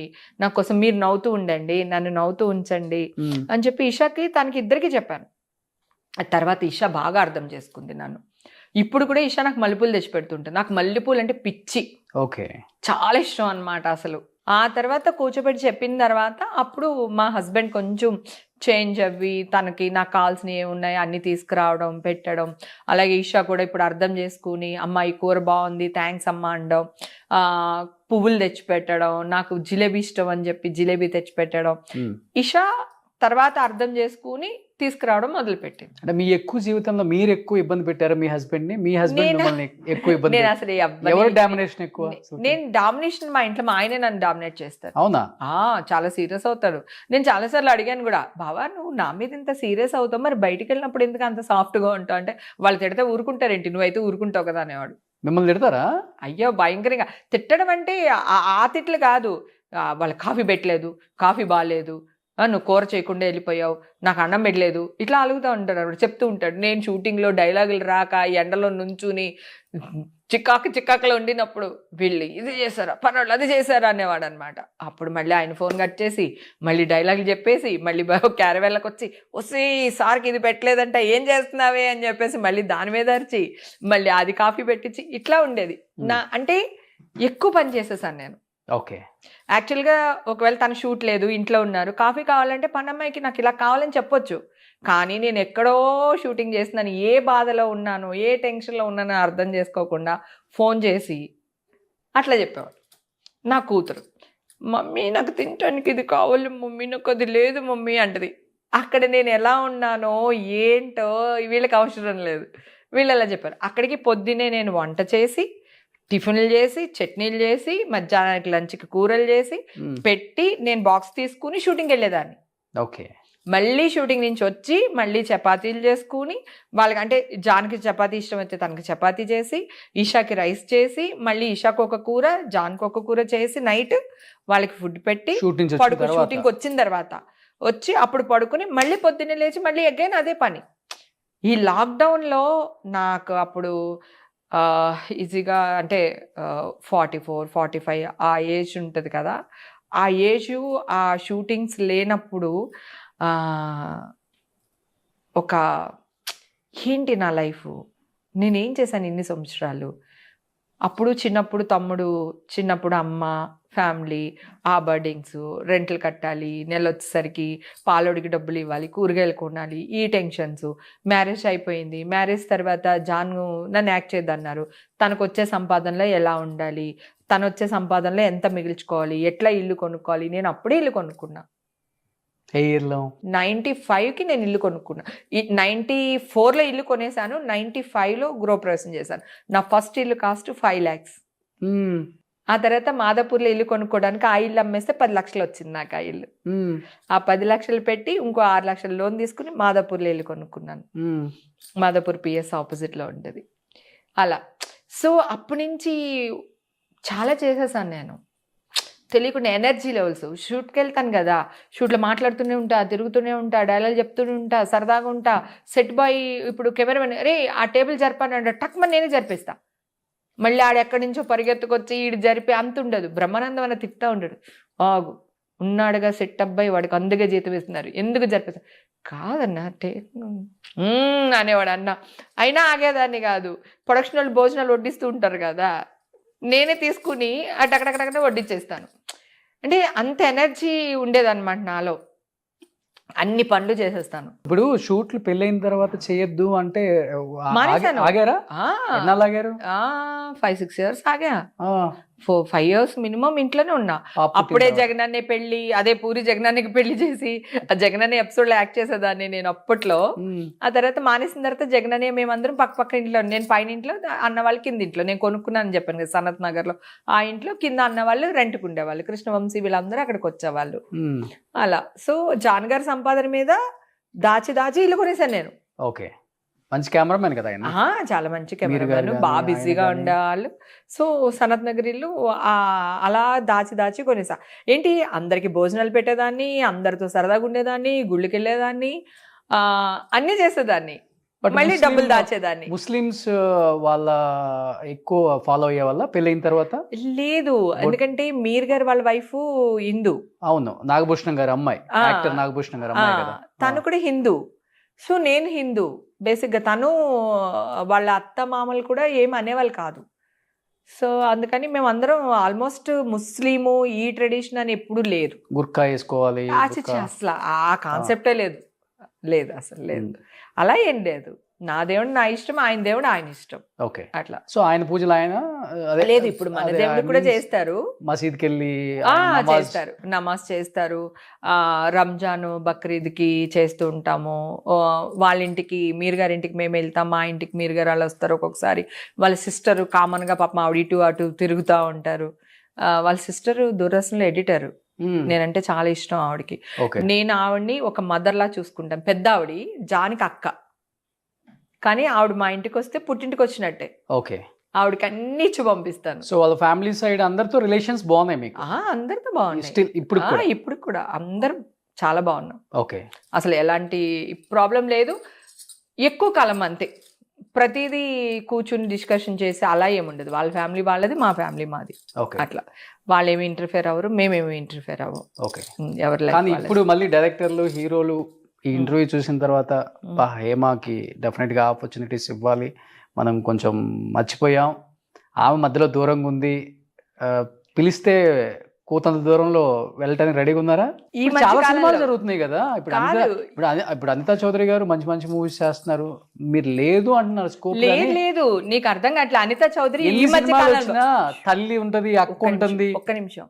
ఇప్పుడు తల్లిలు, అక్కలు, హేమ వేరే వాళ్ళు అవసరం లేదు. కొత్త కొత్త వాళ్ళు బొళ్ళు మంది వస్తున్నారు. ఓకే. సో వాళ్ళ మదర్లు ఇచ్చేస్తున్నారు. 10లో 2 చేసినా కానీ హ్యాపీనెస్. నాకు అది ప్రాబ్లం కాదు, నాకు ప్రాపర్ క్యారెక్టర్ కావాలి. ఇప్పుడు నేను ఒక డ్రీమ్ గర్ల్ గా ఉండిపోయాను కదా. ఒక ఏమంటారు, కోవేసళ్ళ అన్నారు. కోవేసళ్ళ గారి కంటే ముందు శ్రీలక్ష్మి గారు మనకి కదా. శ్రీలక్ష్మి గారు, శ్రీలక్ష్మి తర్వాత కోవేశ్వర్ల మనకి, కోవేశ్వర్ల తర్వాత హేమ తర్వాత ఇంకెవరు లేరు. సో అలాంటి క్యారెక్టర్స్ అప్పుడు అలాంటి సినిమాలు వచ్చాయి, ఇప్పుడు అలాంటి సినిమాలు లేవు. మనమే అడ్జస్ట్ అవ్వాలి. డైలాగులు లేని వేషాలు నేను వేయలేను. మరీ డైలాగులు లేకుండా మరి అలాగే ఉంటున్నాయి. చాలా మంది నాకు ఆర్టిస్ట్లే వెళ్తున్నారు వెనకాల బ్యాక్గ్రౌండ్ లో నుంచోడానికి. నేను అలా చేయలేను. నాకు ప్రాపర్ గా మంచి క్యారెక్టర్ ఇచ్చి ప్రాపర్గా చేస్తే నేను చేస్తాను. నేను చేయనని అనట్లే, చేస్తాను. అది కూడా ఈ మధ్యకాలంలో ఎందుకు చేస్తాను అంటున్నానంటే, మొన్న ఇష్యూ వచ్చినప్పుడు అందరూ నాకు చేతులు పట్టుకుని నువ్వు మళ్ళీ యాక్ట్ చేయాలి, మేమందరం నీతో ఉన్నాము, నువ్వు ఏ తప్పు చేయలేదు, నువ్వు ఫైట్ చేయి, నీ వెనకాల మేము ఉన్నాము అని చెప్పి కొన్ని, అంటే నేను ఒక 1 year కదా ఆ ఇష్యూ జరిగి, ఈ 1 yearలో నేను చాలా ట్రావెల్ చేశాను. పల్లి టూర్లు అట్లా అన్ని చోట్లకి వెళ్ళాను కదా. అన్ని చోట్ల దగ్గర జనాలు అక్క అని, అదని, ఇది కానీ. మొన్న కూడా గుడికి వెళ్ళాను, వెంకటేశ్వర స్వామి గుడికి, వైకుంఠ ఏకాదశికి అనుకోకుండా వెళ్ళాను. అక్కడ కూడా అందరు ఎంపీలు, ఎమ్మెల్యేలు వీళ్ళందరూ వెళ్తున్నారు. వాళ్ళందరినీ ఎవరు పట్టించుకోవట్లేదు. హేమ అనేసి నన్ను పట్టుకోవడం, నాతో మాట్లాడడం, నాతో ఫోటోలు దిగడం, అక్కడ ఉన్న ఆఫీసర్స్ కానీ ఆ గుళ్ళో జరపడానికి. వచ్చాను ఆ రోజు, మీరు, మాధురి, దువ్వాడ సీని గారు, ఆ లైన్ లో చాలా మంది ఉన్నారు. ఇంకో వేరే ఎమ్మెల్సీ గారు, వాళ్ళందరూ, నేను వేరే వాళ్ళతో వెళ్ళాను, అందరు లైన్ లో ఉన్నారు. అందరూ నాకు తెలిసిన వాళ్ళే కదా, అందరితో మాట్లాడుతున్నాను. కానీ ఆ లైన్ లో కూడా ఆ గుళ్ళో పనిచేసే వాళ్ళు కానీ, సెక్యూరిటీ వాళ్ళు కానీ, లేకపోతే మనకి వాలంటీర్స్ ఉంటారు చూడు, వాళ్ళు కానీ అందరూ అమ్మా నువ్వా, ఎలా ఉన్నావు అమ్మా, బాగున్నావు అమ్మా అని పలకరించేసి మెల్లిగా రామ్మా అని చెప్పేసి, అంటే దేవుణ్ణి చూడడానికి లాగుతూ ఉంటారు కదా. సో మెల్లిమెల్లిగా లాక్కి రావడం. ఏ గుడికి వెళ్ళినా కూడా ఆ గుళ్ళో ఉన్న పెద్దవాళ్ళందరూ వచ్చేసి బుగ్గలు గిల్లేసి బంగారం నువ్వు బాగుండాలని ఇలా అనేసి, పెద్దవాళ్ళు అనమాట, వయసులో పెద్దవాళ్ళు, పూజనీయులు చాలా మంది అన్నమాట. నువ్వు యాక్ట్ చేయాలి, నువ్వు ఎందుకు యాక్ట్ చేయట్లేదు, నువ్వంటే మాకు ఇష్టం, మాకు ప్రాణం, అది ఇది అని ఇన్ని వేల మంది నన్ను బ్లెస్ చేస్తేనే నేను ఇప్పుడు క్లీన్ చిట్తో బయటపడ్డా. కానీ ఎన్ని వేల మంది చేసినా ఒక 10 మంది ఉంటారు మన వాళ్ళు, కొన్ని కాంపౌండ్స్ ఉంటాయి కదా, అవును. అందరూ మీకు మంచి వెల్ విషెస్ ఫ్రెండ్సే కాబట్టి ఒక సాయంత్రం పూట కూర్చొని వాట్సాప్లో మెసేజ్ పెట్టడం, నేను మళ్ళీ బ్యాక్ రావాలనుకుంటున్నాను చెప్పండి మర్చిపో అంటే కూడా మంచి క్యారెక్టర్ పిలవండి అని హీరోస్కి పెట్టచ్చు, డైరెక్టర్స్కి పెట్టచ్చు. అది చిన్నతనంగా ఫీల్ అవుతారా, లేకపోతే నిజంగా పెట్టారా? 100% పెట్టవచ్చు, పెట్టకూడదని ఏం లేదు. నా జీవితంలో ఇంతవరకు ఆల్బమ్ పట్టుకుని ఆఫీస్లే తిరగలేదు నేను. రావడం వేషాలు వచ్చినాయి, లక్కీగా డాన్స్ క్లాస్ నుంచి అట్లా ఆర్టిస్ట్ అయిపోయాను. నా ప్రాబ్లం యువరాని కూడా నేను ఎప్పుడు యువరాని అనుకుంటే ఎట్లా కుదురుతుంది? ఆమె కూడా ముసలి అయిపోతుంది, ఆమెకి ముడతలు నేను అనుకోవట్లేదు నాన్న. మరి నేను ఆల్బమ్ పట్టుకోలేదు అంటే ఇప్పుడు సినిమా మారిపోయింది. నీకు అర్థం కావట్లేదు. ఇప్పుడు వేషాలకి మనం వెళ్ళినంత మాత్రాన వేషాలు రావు, మనం వెళ్ళనక్కర్లేదు కదా. కాదు నేను చేస్తానంటున్నా, ఒకటి చెప్తా వినండి. ఇప్పుడు ఒకప్పుడు కోదండరామరెడ్డి గారు, రాఘవేంద్రరావు గారు, కోడి రామకృష్ణ గారు, వీళ్ళందరి దగ్గర అసిస్టెంట్ చేసిన వాళ్ళు డైరెక్టర్లు అయ్యారు, మీరు చేసిన వాళ్ళు. అవును, అందుకే కదా ఇప్పుడు వచ్చిన వాళ్ళు అసిస్టెంట్లకు ఎవరు చేయట్లా. అవును, డైరెక్టర్లు అయిపోతున్నారు. అవును, అంటే టాలెంట్, మంచి కథ, హీరో దొరుకుతున్నాడు, సినిమా చేసేస్తున్నారు, టాలెంట్ చూపిస్తున్నారు. వాళ్ళందరికీ హేమ తెలియడం లేదు, తెలియడం లేదు, లేకపోతే మన సురేఖవాణి గారు, రజిత గారు, వీళ్ళందరూ తెలియడం లేదు వాళ్ళకి. ఒకసారి మనం గుర్తు చేసుకోవాలంతే, మనం కూడా ఉన్నామని. నీ మాటకి నేను అడ్డు చెప్పట్లేదు, యు ఆర్ కరెక్ట్. కానీ నేను చెప్పేది ఏంటంటే, ఇప్పటి వరకు నేను యాక్ట్ చేయాలి అనుకోలేదు. ఇప్పుడు ఈ 1 year ఏదైతే ఉందో, నేను ఏదైతే ట్రావెల్ చేసుకుంటూ వచ్చానో, ఈ 1 year ట్రావెల్లో నాకు అర్థమైంది ఏంటంటే, నేను ఇప్పుడు ఏదైతే ఉన్నానో అది అంతా సినిమా మహత్యం. సినిమా వల్లే వచ్చింది నాకు ఆ చామ్ కానీ, ఆ ఇది కానీ. ఇప్పుడు ఇంతమంది అభిమానిస్తున్నారు, ఇంతమంది గుళ్ళల్లో నా కోసం పూజ చేశారు, నేను బయటపడాలి అని, మా హేమక్క బాగుండాలని నన్ను బ్లెస్ చేసిన వాళ్ళు కానీ, ఇందాక చెప్పాను కదా బాగుండాలమ్మని దిష్టి తీసిన వాళ్ళు కానీ, వీళ్ళందరికీ ఈ అభిమానం ఎక్కడి నుంచి వచ్చింది? రాజుల్లో ఉన్న అమ్మాయి మీద రాలేదు, సినిమా ఇండస్ట్రీలో ఉన్న హేమ మీద రాలేదు, హేమ మీద వచ్చింది. ఓకే, హేమ మీద వచ్చింది. ఆ హేమ ఇప్పుడు వాళ్ళకి సొంతం అవ్వాలనుకుంటున్నాను, వాళ్ళ కోసం యాక్ట్ చేయాలనుకుంటున్నా.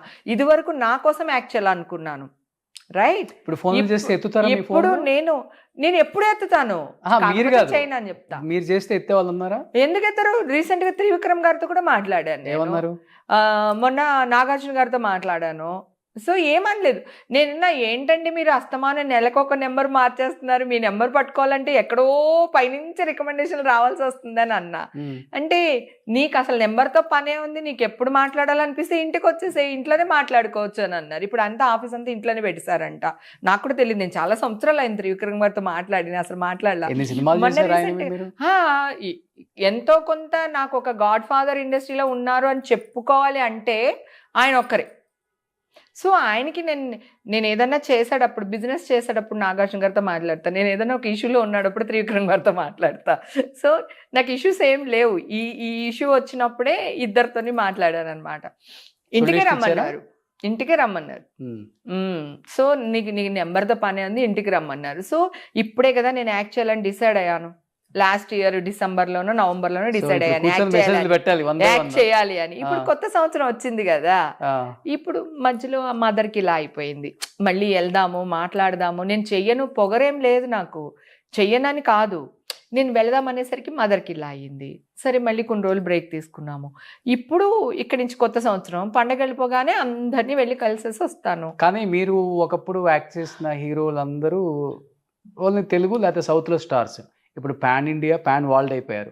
ప్రభాస్, రామ్ చరణ్, జూనియర్ ఎన్టీఆర్. అవును, ఇప్పుడు హేమ గారు ప్రభాస్ కాల్ చేస్తే ప్రభాస్ లిఫ్ట్ చేసే స్థాయిలో. అంటే జనరల్ గా నా పెద్ద హీరోలతోనే నాకు టచ్ లో ఉన్నాను, కానీ చిన్న హీరోల నెంబర్స్ ఎవరి నా దగ్గర లేవు.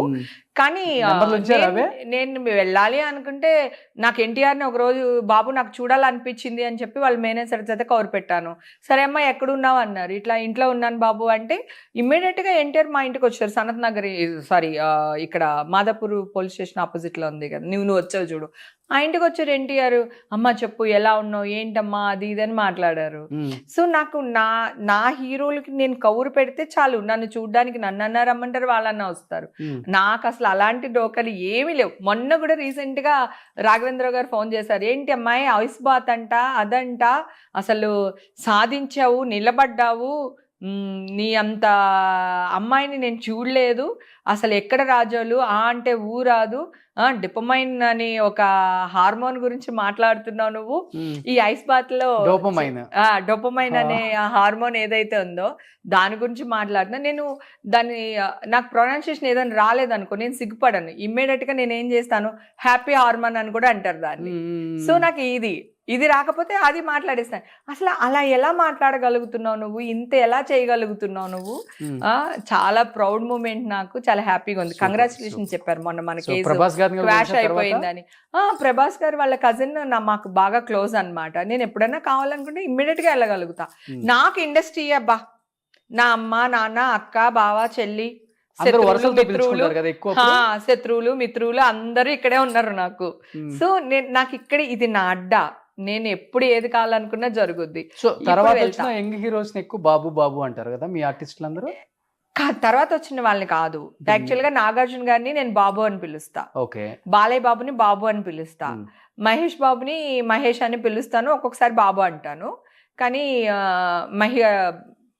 ఎక్కువ మహేష్ మహి అనే పిలవడం అలవాటు, అంటే జనరల్ గా అలాగే పిలుస్తా.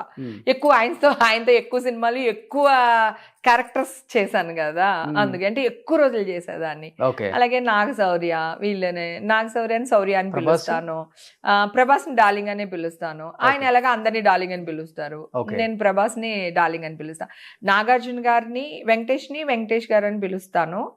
బాబు అనేది తక్కువ, ఓన్లీ బాలయ్య బాబు నాగార్జున గారిని బాబు అని పిలుస్తా, ఇద్దరిని పిలుస్తా బాబు అని. బాలయ్య బాబు ఇషా పుట్టినప్పుడు కాల్ చేసి బాబు ఇలా పాప పుట్టింది బాబు అని చెప్పేసి అన్నాను అనమాట. అంటే అవునా అది ఇది అన్నారు. తర్వాత 2 days తర్వాత కాల్ సడన్ గా బాబు చెప్పు బాబు అన్నా. అంటే ఇప్పుడు గోకుల్ థియేటర్ దగ్గర అన్నా కదా, అప్పుడు ఇల్లు నేను గోకుల్ థియేటర్ దగ్గర, నేను ఇప్పుడు ఎటు రావాలన్నాడు ఆయన. టెన్షన్ వచ్చేసింది నాకు, ఆయనకి ఏదో అని అడ్రస్ చెప్పేసి వెంటనే మా ఆయనకి ఫోన్ చేసి, బావా బాలయ్య బాబు వస్తున్నారు మన ఇంటికి, తొందరగా ఎక్కడున్నారు వచ్చేయండి బాబా అర్జెంట్ కానీ, ఏ కూల్ డ్రింక్లు ఏవో తీసుకుని. నేను సడన్ గా ఒక హీరో వస్తున్నారంటే ఏం చేయాలో తెలియదు కదా మనకి.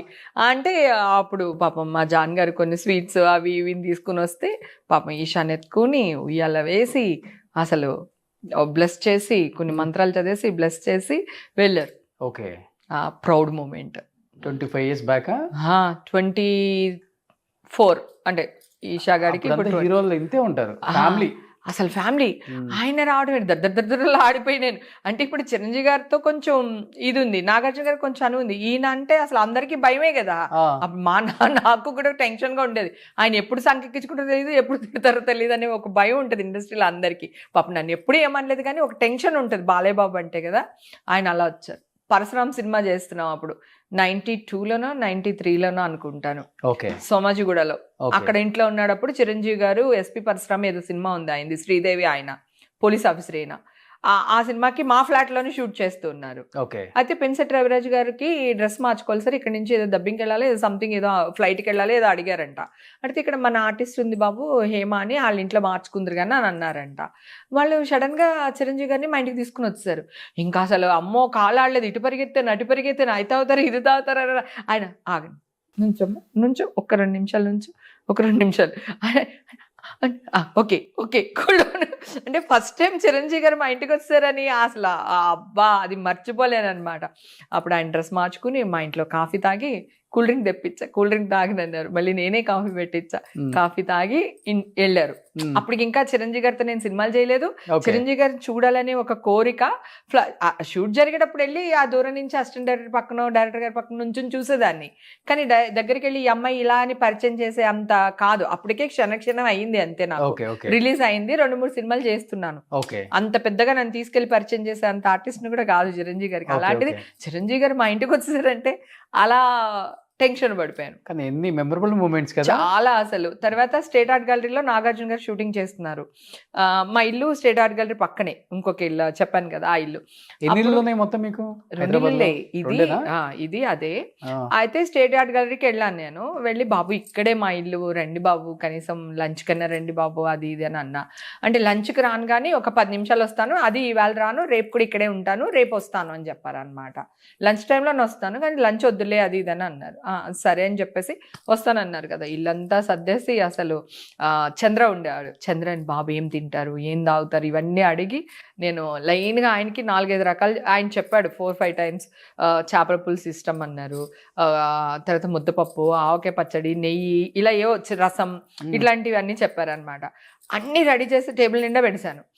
ఆయన కూర్చోగానే ఎందుకు నీ చేసావు, ఒకటే చేయమన్నాను కదా, అసలు లంచ్కి రానన్నాను కదా, అది ఇది అని చెప్పేసి ఇంకప్పుడే అంతే బాబు పర్లేదు ఇది కొంచెం ఇది కొంచెం ఇది కొంచెం అని చెప్పేసి కొసరు కొట్టు వడ్డించాను ఇంట్లో. అదొక చాలా మెమరబుల్ డే అన్నమాట. బాగా ఇష్టం కదా నాగార్జున గారు అంటే? అసలు ప్రాణం నాకు, అసలు పిచ్చి పిచ్చి నాకు ప్రాణం. ఆయన కూడా అంత మంచి లైఫ్ లో ఏదో మీకు చాలా పెద్ద సహాయం చేశారా, హెల్ప్ చేశారా? నాకెప్పుడు ఎందుకు అంత పిచ్చి ప్రాణం? ఇప్పుడు మీరు బేసికల్ గా చిరంజీవి గారు ఫ్యాను. ఆయన నాగార్జున ఇప్పుడు చిరంజీవి గారు అంటే ఒక బావగారు, ఇంటికి పెద్ద దిక్కు. Okay sir, respect. నాగార్జున గారు అంటే నా ఫ్రెండ్, నా బాయ్ ఫ్రెండ్ లాగా. అంటే ఆయన సినిమాలు ఎలా చూసామో, గీతాంజలి రొమాంటిక్ సినిమా. సో అక్కడి నుంచి మనం అప్పుడు ఏమంటారు 15-16 ఇయర్స్లో అలాంటి ఒక సినిమా. అప్పుడు అసలు లిప్ లాక్ లేవు, రొమాంటిక్ సీన్స్ లేవు సినిమాల్లో, తెలుసు కదా నీకు. నాగార్జున గారు వచ్చిన తర్వాతే కదా ఆ రొమాంటిక్ సీన్స్ ఇవన్నీ అలా చూడడం. మన ఇప్పుడంటే కొడితే ఫోన్లో 100 సీన్స్ వస్తున్నాయి. కాదు, అక్కడ మనకి అసలు పువ్వు మీద ముద్దు పెట్టడాలు ఇవే కదా ఉండేవి. పక్షులు వచ్చి ఇలా ఎగరడాలు ఇవి చూపించేవాళ్ళు ఎప్పుడైనా ఫస్ట్ నైట్ సీన్లు అంటే. అసలు నాగార్జున గారు ఆ సినిమాలు చూసి, ఆయన్ని శివ చూసి అమ్మ ఒయ్యమ్మ అని, ఇంకా తర్వాత మిగతా సినిమాలు అవి చూసి ఇవి చూసి అసలు ఫిదా అయిపోయాను అనమాట. ఆయన అంటే క్రష్. చిరంజీవి గారు అంటే ఒక రెస్పెక్ట్, ఒక ఫ్యామిలీలో నాకు పెద్ద నాగార్జున గారు క్రష్. నాగార్జున గారు నాకు క్రష్ అంటే ఎంత ఇష్టం తెలుసు, ఎప్పటి నుంచో తెలుసు. వారసుడు సినిమా చేశాను, అప్పుడు దూరం నుంచి చూసుకుని నవ్వుకునే వాళ్ళం. మా పక్కన సీన్లు జరిగేవి. నగ్మా నేను బాగా క్లోజ్గా ఉండేవాళ్ళు. మీరు అన్నారు చూడండి, నగ్మా వాష్రూమ్కి ఏమైనా వెళ్దామంటే అక్కడ అలా ఉండేవి కాదు కదా. సో నేను పట్టుకుంటే తను పట్టుకుంటే నేను, అట్లా డ్రెస్సులు మార్చుకోవడానికి అట్లకి వెళ్ళేవాళ్ళం అనమాట. సో ఇంక దానికి తెలుగు రాదు, వీళ్ళు ఏడిపించేవాళ్ళు నగ్మాని. ఏదన్నా అంటే ఈ హిమ ఏమంటున్నారు వీళ్ళు అనేది. అలాగా కొంచెం పరిచయం వారసుడు సినిమాకి. తర్వాత ఒక సినిమా ఏదో చేసినాము, గొప్పింటల్లుడు అనుకుంటా, బాలేబాబు సినిమా చేసినాము. దాంట్లో హీరోయిన్ నేను చాలా క్లోజ్ ఫ్రెండ్స్. ఆ సినిమాలో నాగార్జున గారిది 7 acres పక్కనే షూటింగ్ జరుగుతుంది. రోజు ఆయన అలా ఇది చూసేసుకున్నాను. ఆయన అంటే మాట్లాడడం తెలియదు నాకు, ఎందుకంటే ఉంటే కూడా నమస్తే అంటే నమస్తే అంటారు అంతే కదా. ఇలా చూసేస్తున్నాను. చూస్తుంటే సంగవి ఏం చూస్తున్నాను, నాగార్జున గారిని చూస్తున్నాను, ఎంత బాగున్నారు కదా అది ఇది అని చెప్పి మాట్లాడేది అనమాట. అంటే సంగవి నేను చాలా క్లోజ్గా ఉండేవాళ్ళం. కృష్ణవంశీ గారు నేను క్లోజ్ కదా, ఆ విధంగా సంగవి నాకు క్లోజ్ అనమాట. Okay okay. కానీ ఇప్పుడు హీరోయిన్స్ అదే క్లోజ్నెస్ ఉందా? ఫోన్లు మాట్లాడుకుంటాం. ప్రియామణి నేను 100%. నేను వెళ్తాను, వాళ్ళ సెట్కి వెళ్తాను, వాళ్ళతో కూర్చుంటాను, మాట్లాడతాను. ఎవరు క్లోజ్ గా ఉండే హీరోయిన్స్ అప్పుడు? వాళ్ళు నగ్మ గారు అందరూ. అంటే నగ్మ గారు ఇప్పుడు అక్కడ ఉన్నారు కనుక నాకు తెలీదు. ప్రియామణి అప్పుడప్పుడు కలుస్తుంటాం. సౌందర్య ఇది వరకు పాప మా ఆవిడ నేను బాగా కలిసేవాళ్ళం. ప్రియామణి నేను కలిసేవాళ్ళం. సంగవి నేను, వాళ్ళ అమ్మగారు అయితే ఇషాకి ఇన్ని క్రీమ్స్ తీసుకొచ్చి ఇచ్చారు. పుట్టిన 6 నెలలకో 7 నెలలకో ఆవిడ షూటింగ్ కోసం వచ్చారు. ఆవిడ ఇన్ని తీసుకొచ్చారు, ఇలా ఎండలో పెట్టు, ఇట్లా క్రీమ్ రాయి, అట్లా క్రీమ్ రాయి అని సంగవి వాళ్ళ అమ్మగారు చెప్పారు. అందుకని సంగవి నాకు చాలా క్లోజ్. ఓకే. వాళ్ళ అమ్మగారు కూడా చాలా క్లోజ్ నాకు. అప్పుడు ఎక్కడికైనా వెళ్ళాలంటే కూడా హైదరాబాద్ లో నేనే తీసుకెళ్లేదాన్ని. బాగా క్లోజ్. రోజా వాళ్ళతో నేను సినిమాలు చేయలేదు. మీనా మళ్ళీ క్లోజ్, ఆవిడతో సినిమాలు చేశాను నేను ఎక్కువ. అంటే నేను సినిమాలు చేసిన వాళ్ళతో మాత్రమే నేను కొంచెం క్లోజ్. అలా అప్పుడు తను చెప్పాను అనమాట, ఎంత బాగున్నా, నాకు ఎంత ఇష్టమో ఆయన అంటే చూస్తుంటా అంటే రా అని చెప్పి నా చేపట్టుకుంది.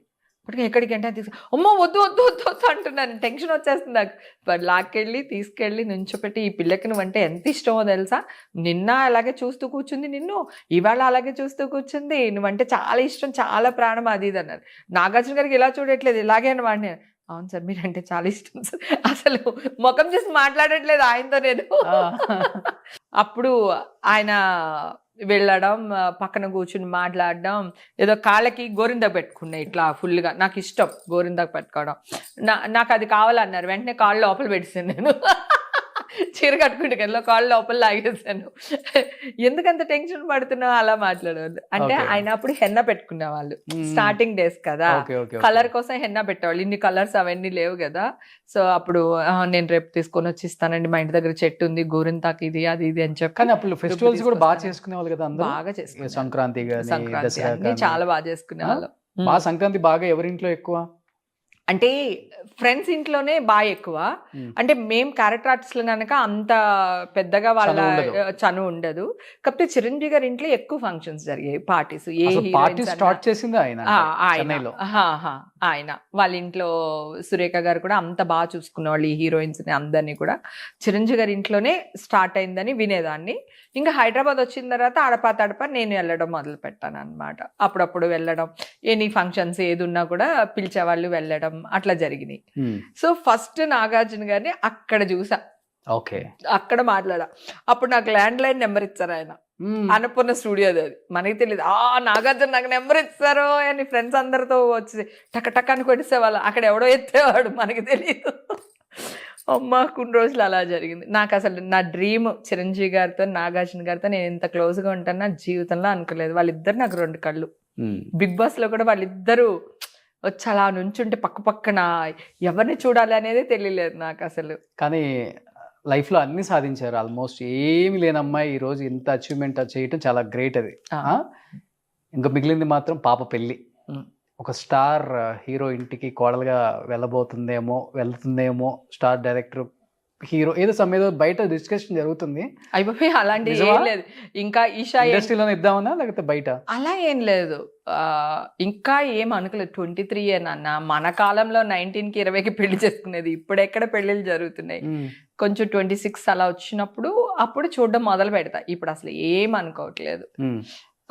నాకు అసలు ఇండస్ట్రీ అని బయట అని ఏం లేదు. కానీ ఇంకా అసలు పెళ్లి థాట్స్ అయితే ఏమి లేవు. ప్రస్తుతానికి జాబ్ చేస్తుంది. తనకి బిజినెస్ చేయాలని ఉంది, కానీ నేను జాబ్ చేపిస్తున్నాను. ఎందుకంటే తనకి తెలియాలి ఒక బాస్ ఎలా తిడతాడు, పని చేపించుకుంటాడు, ఈ అమ్మాయి ఎలా పని చేయాలి, ఈ అమ్మాయి కిందున్న వాళ్ళతో పని ఎలా చేపించుకోవాలి, అసలు బిజినెస్ అంటే ఏంటి, ఎంత మందితో మాట్లాడుతున్నాం, ఏ మీటింగ్ లో ఏం జరుగుతుంది, ప్లస్ మైనస్. అక్కడ కూడా శత్రువులు ఉంటారు మనకి, అక్కడ కూడా ఫ్రెండ్స్ ఉంటారు. సో వాళ్ళని ఎలా డీల్ చేయాలి అవన్నీ తెలియాలి అంటే ఫస్ట్ జాబ్ చేయాలి. మా అమ్మాయి జాబ్ చేస్తుంది ఇప్పుడు ప్రస్తుతం. ఆటోలో వెళ్ళిపోతుంది, పొద్దున్న ఆటోలో వెళ్ళిపోతుంది, వచ్చేటప్పుడు ఆటోలో వచ్చేస్తుంది. అన్ని పనులు నేర్పిస్తున్నారు ఇంట్లో.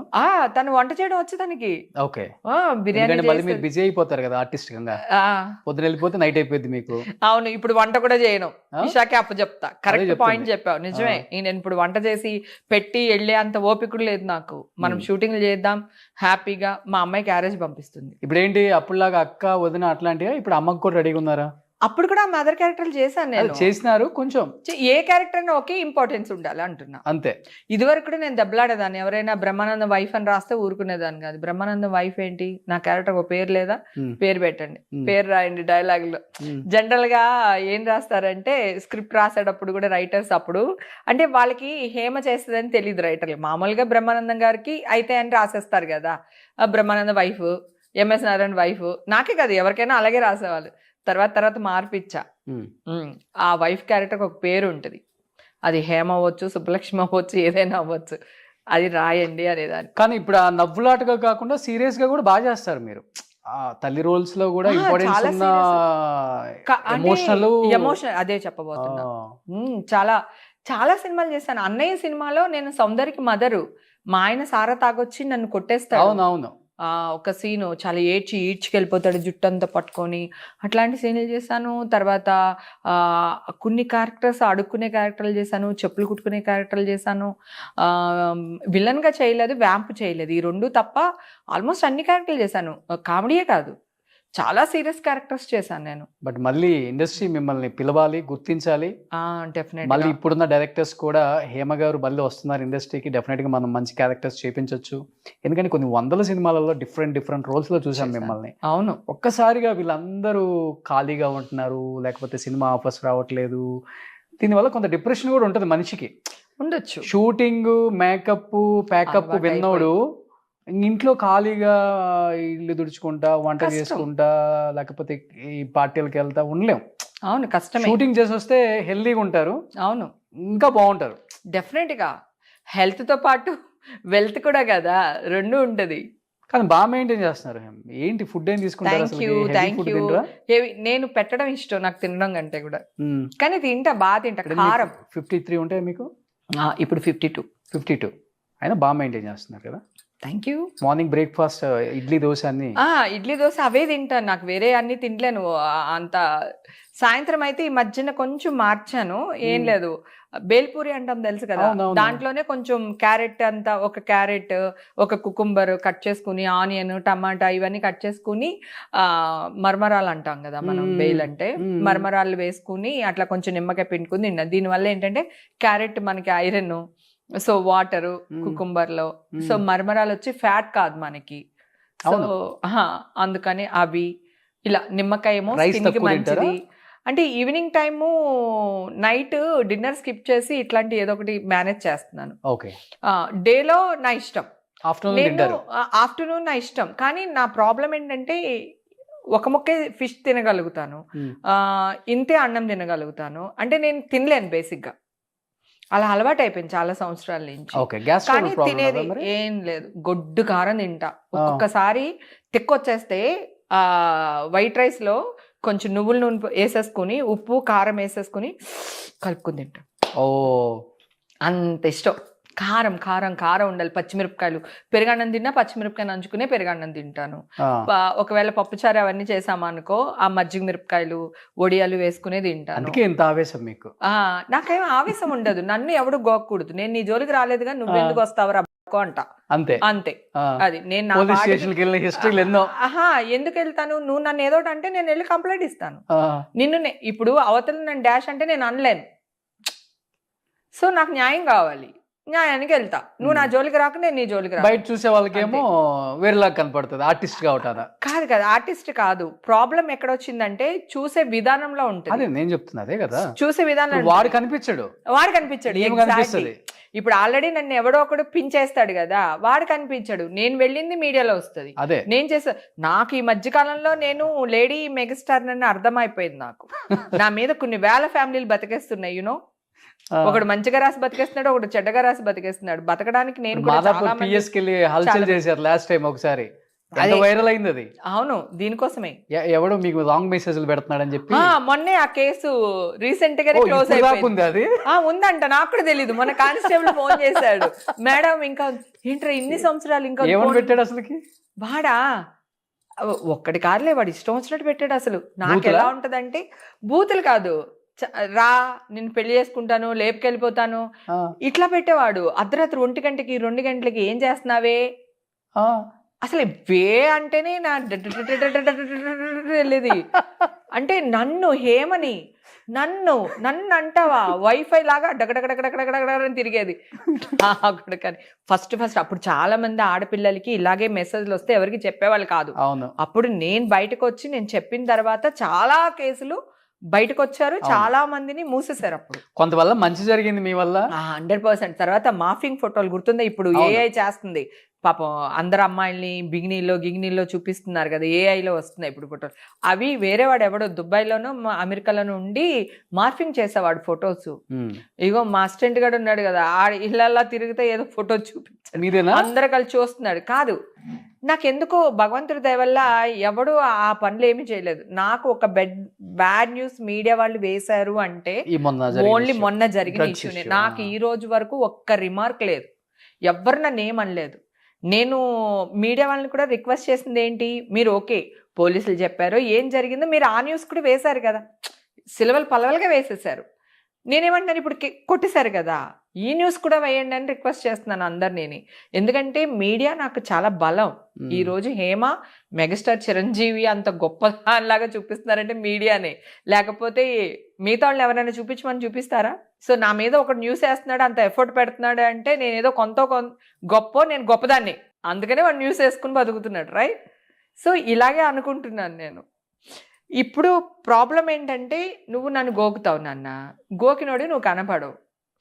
అయితే నన్ను గోకేడు కదా, కనీసం ఏదైనా క్రీమ్ అన్నా రాసుకుందాము, పుండు పడకుండా చూసుకుందాము అనుకుంటాను కదా, ఇది కనపడుతుంది మచ్చ. అదేలే ఊరంతా అది కనిపిస్తుంది. ఈ మచ్చ కనపడుతుంది, ఆడి గోకునోడు కనపట్లా, ఈ మచ్చ కనపడుతుంది. ఎందుకు? నేను ఇండస్ట్రీకి దూరంగా ఉన్నా 4 years, మీడియాకి దూరంగా ఉన్నా. నువ్వు ఎన్నోసార్లు ఇంటర్వ్యూ అడిగావు, నీకు చెప్పాను వద్దు నాన్న నేను మీడియాకి దూరంగా ఉంటున్నాను, నాకు వద్దు. ఆఫ్టర్ మా ఎలక్షన్ అవును, నేను దూరంగా ఉన్నాను. కానీ ఎంత అన్యాయంగా ఒక ఆడపిల్లని ఇంత బద్నాం చేస్తారని అనుకోలేదు. ఏం జరిగినా నేను ఒక విక్టిమ్ని, ఒకవేళ అలా ఉంటే కూడా విక్టిమ్ని రోడ్డు మీద పాడేసి, వాళ్ళ ఫ్యామిలీని రోడ్డు మీద పాడేసి అలా ఉండకూడదు. సరే, కొత్త సంవత్సరంలో దేవుడు మనకి మామూలుగా ఇవ్వలేదు, కొట్టేసరి కేసు. తిరుమల తిరుపతి దేవస్థానానికి మనకి మంచి పిలుపు వచ్చింది, మంచి దర్శనం జరిగింది, వెళ్ళొచ్చాను.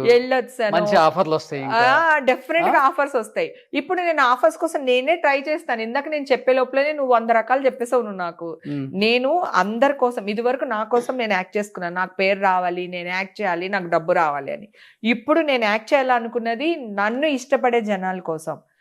నేను ఫ్యాన్స్ అని చెప్పలేను, నేను వాళ్ళ ఇంట్లో ఒక అమ్మాయిని, వాళ్ళకి అక్కని, చెల్లిని, కూతుర్ని, మనవరాల్ని.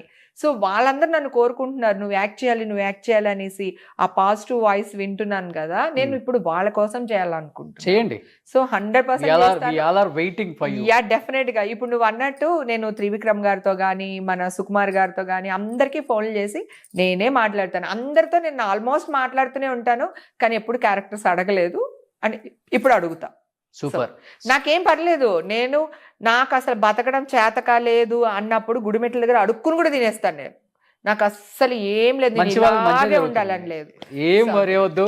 2026 మంచి సినిమాలు చేయాలి. కొత్త సంవత్సరం మీకు నిజంగా కొత్తగానే ఉండాలి. ఇంకా కొత్త డైరెక్టర్స్ వచ్చారు, కొత్త హీరోస్ వచ్చారు, అందరికి మీరు ఇష్టమై ఉంటారు డెఫినెట్ గా. ఆ హీరోకి అమ్మో, అవును, ఆ హీరోయిన్ కి అక్కో, బోల్డ్ క్యారెక్టర్స్ ఉంటాయి. అవును, అందులో మీరు చేస్తున్నారంటే వాళ్ళు డెఫినెట్ గా పిలుస్తారు. డెఫినెట్ గా. 2026లో కనీసం ఒక డజన్ సినిమాలతో మళ్ళీ మిమ్మల్ని చూడాలని మనస్ఫూర్తిగా కోరుకుంటున్నాను. ఈ సంక్రాంతి వన్స్ అగైన్ సంక్రాంతి శుభాకాంక్షలు మీకు, మీ కుటుంబ సభ్యులకి అండ్ అందరూ తెలుగు ప్రేక్షకులు అందరికి కూడా. హేమ గారిని ఇన్ని సంవత్సరాలు ఎన్నో క్యారెక్టర్స్లో చూసి మనందరం ఎంతో ఎంజాయ్ చేసాం, నవ్వుకుందాం. బట్ కొన్నిసార్లు ఆమె జీవితంలో కూడా కొన్ని చూసి నవ్వుకోవాల్సిన స్థాయికి రావాల్సి వచ్చిందంటే ఆమె వల్ల కాదు, కొన్ని కారణాల వల్ల అది కూడా తొలగిపోయింది. మంచిగా మళ్ళీ హేమ గారిని బిగ్ స్క్రీన్ మీద ఒక మంచి యాక్ట్రెస్గా మనందరం చూసి ఆమెను సపోర్ట్ చేద్దాం. అండ్ ఇండస్ట్రీ కూడా సపోర్ట్ చేయండి. మంచి డైరెక్టర్స్ వచ్చారు, టాలెంటెడ్ డైరెక్టర్స్, అండ్ మంచి హీరోస్ వచ్చారు. చిన్నప్పుడు మనందరం ఆమె సినిమాలు చూసి పెరిగిన వాళ్ళమే. ఈ స్టార్ హీరో పక్కన ఏమో లేదు అంటే అతిశయోక్తి కాదు. అలాంటి సినిమాలు చేశారు. అలాంటి హేమ గారిని ఎంకరేజ్ చేసే బాధ్యత మళ్ళీ మన ఇండస్ట్రీది, మన డైరెక్టర్స్ది, మన హీరోస్ది. అందరికీ సంక్రాంతి శుభాకాంక్షలు అండి. హ్యాపీగా సంక్రాంతి చేసుకోండి, ఎంజాయ్ చేయండి. అంటే 2 తెలుగు రాష్ట్రాలకు కూడా ఇది ఒక మంచి ఫెస్టివల్. మన అనేవాళ్ళని అందరినీ కలుస్తూ ఉంటాము. సో ఈ సంవత్సరం నేను ఆంధ్రాకి రాలేకపోతున్నాను మదర్ ఇలా అవడం వల్ల. కానీ మీ అందరి తరపున నేను కూడా ఇక్కడ హైదరాబాద్లో మంచిగా సంక్రాంతి చేసుకుంటాను. ప్రతి ఒక్కళ్ళు నన్ను గుర్తు చేసుకోండి. మా హేమక్క బాగుండాలి, ఈ సంవత్సరం అంతా మా హేమక్కదే అని చెప్పి బ్లెస్ చేయండి please. Thank you so much. Sankranti శుభాకాంక్షలు వన్స్ అగైన్.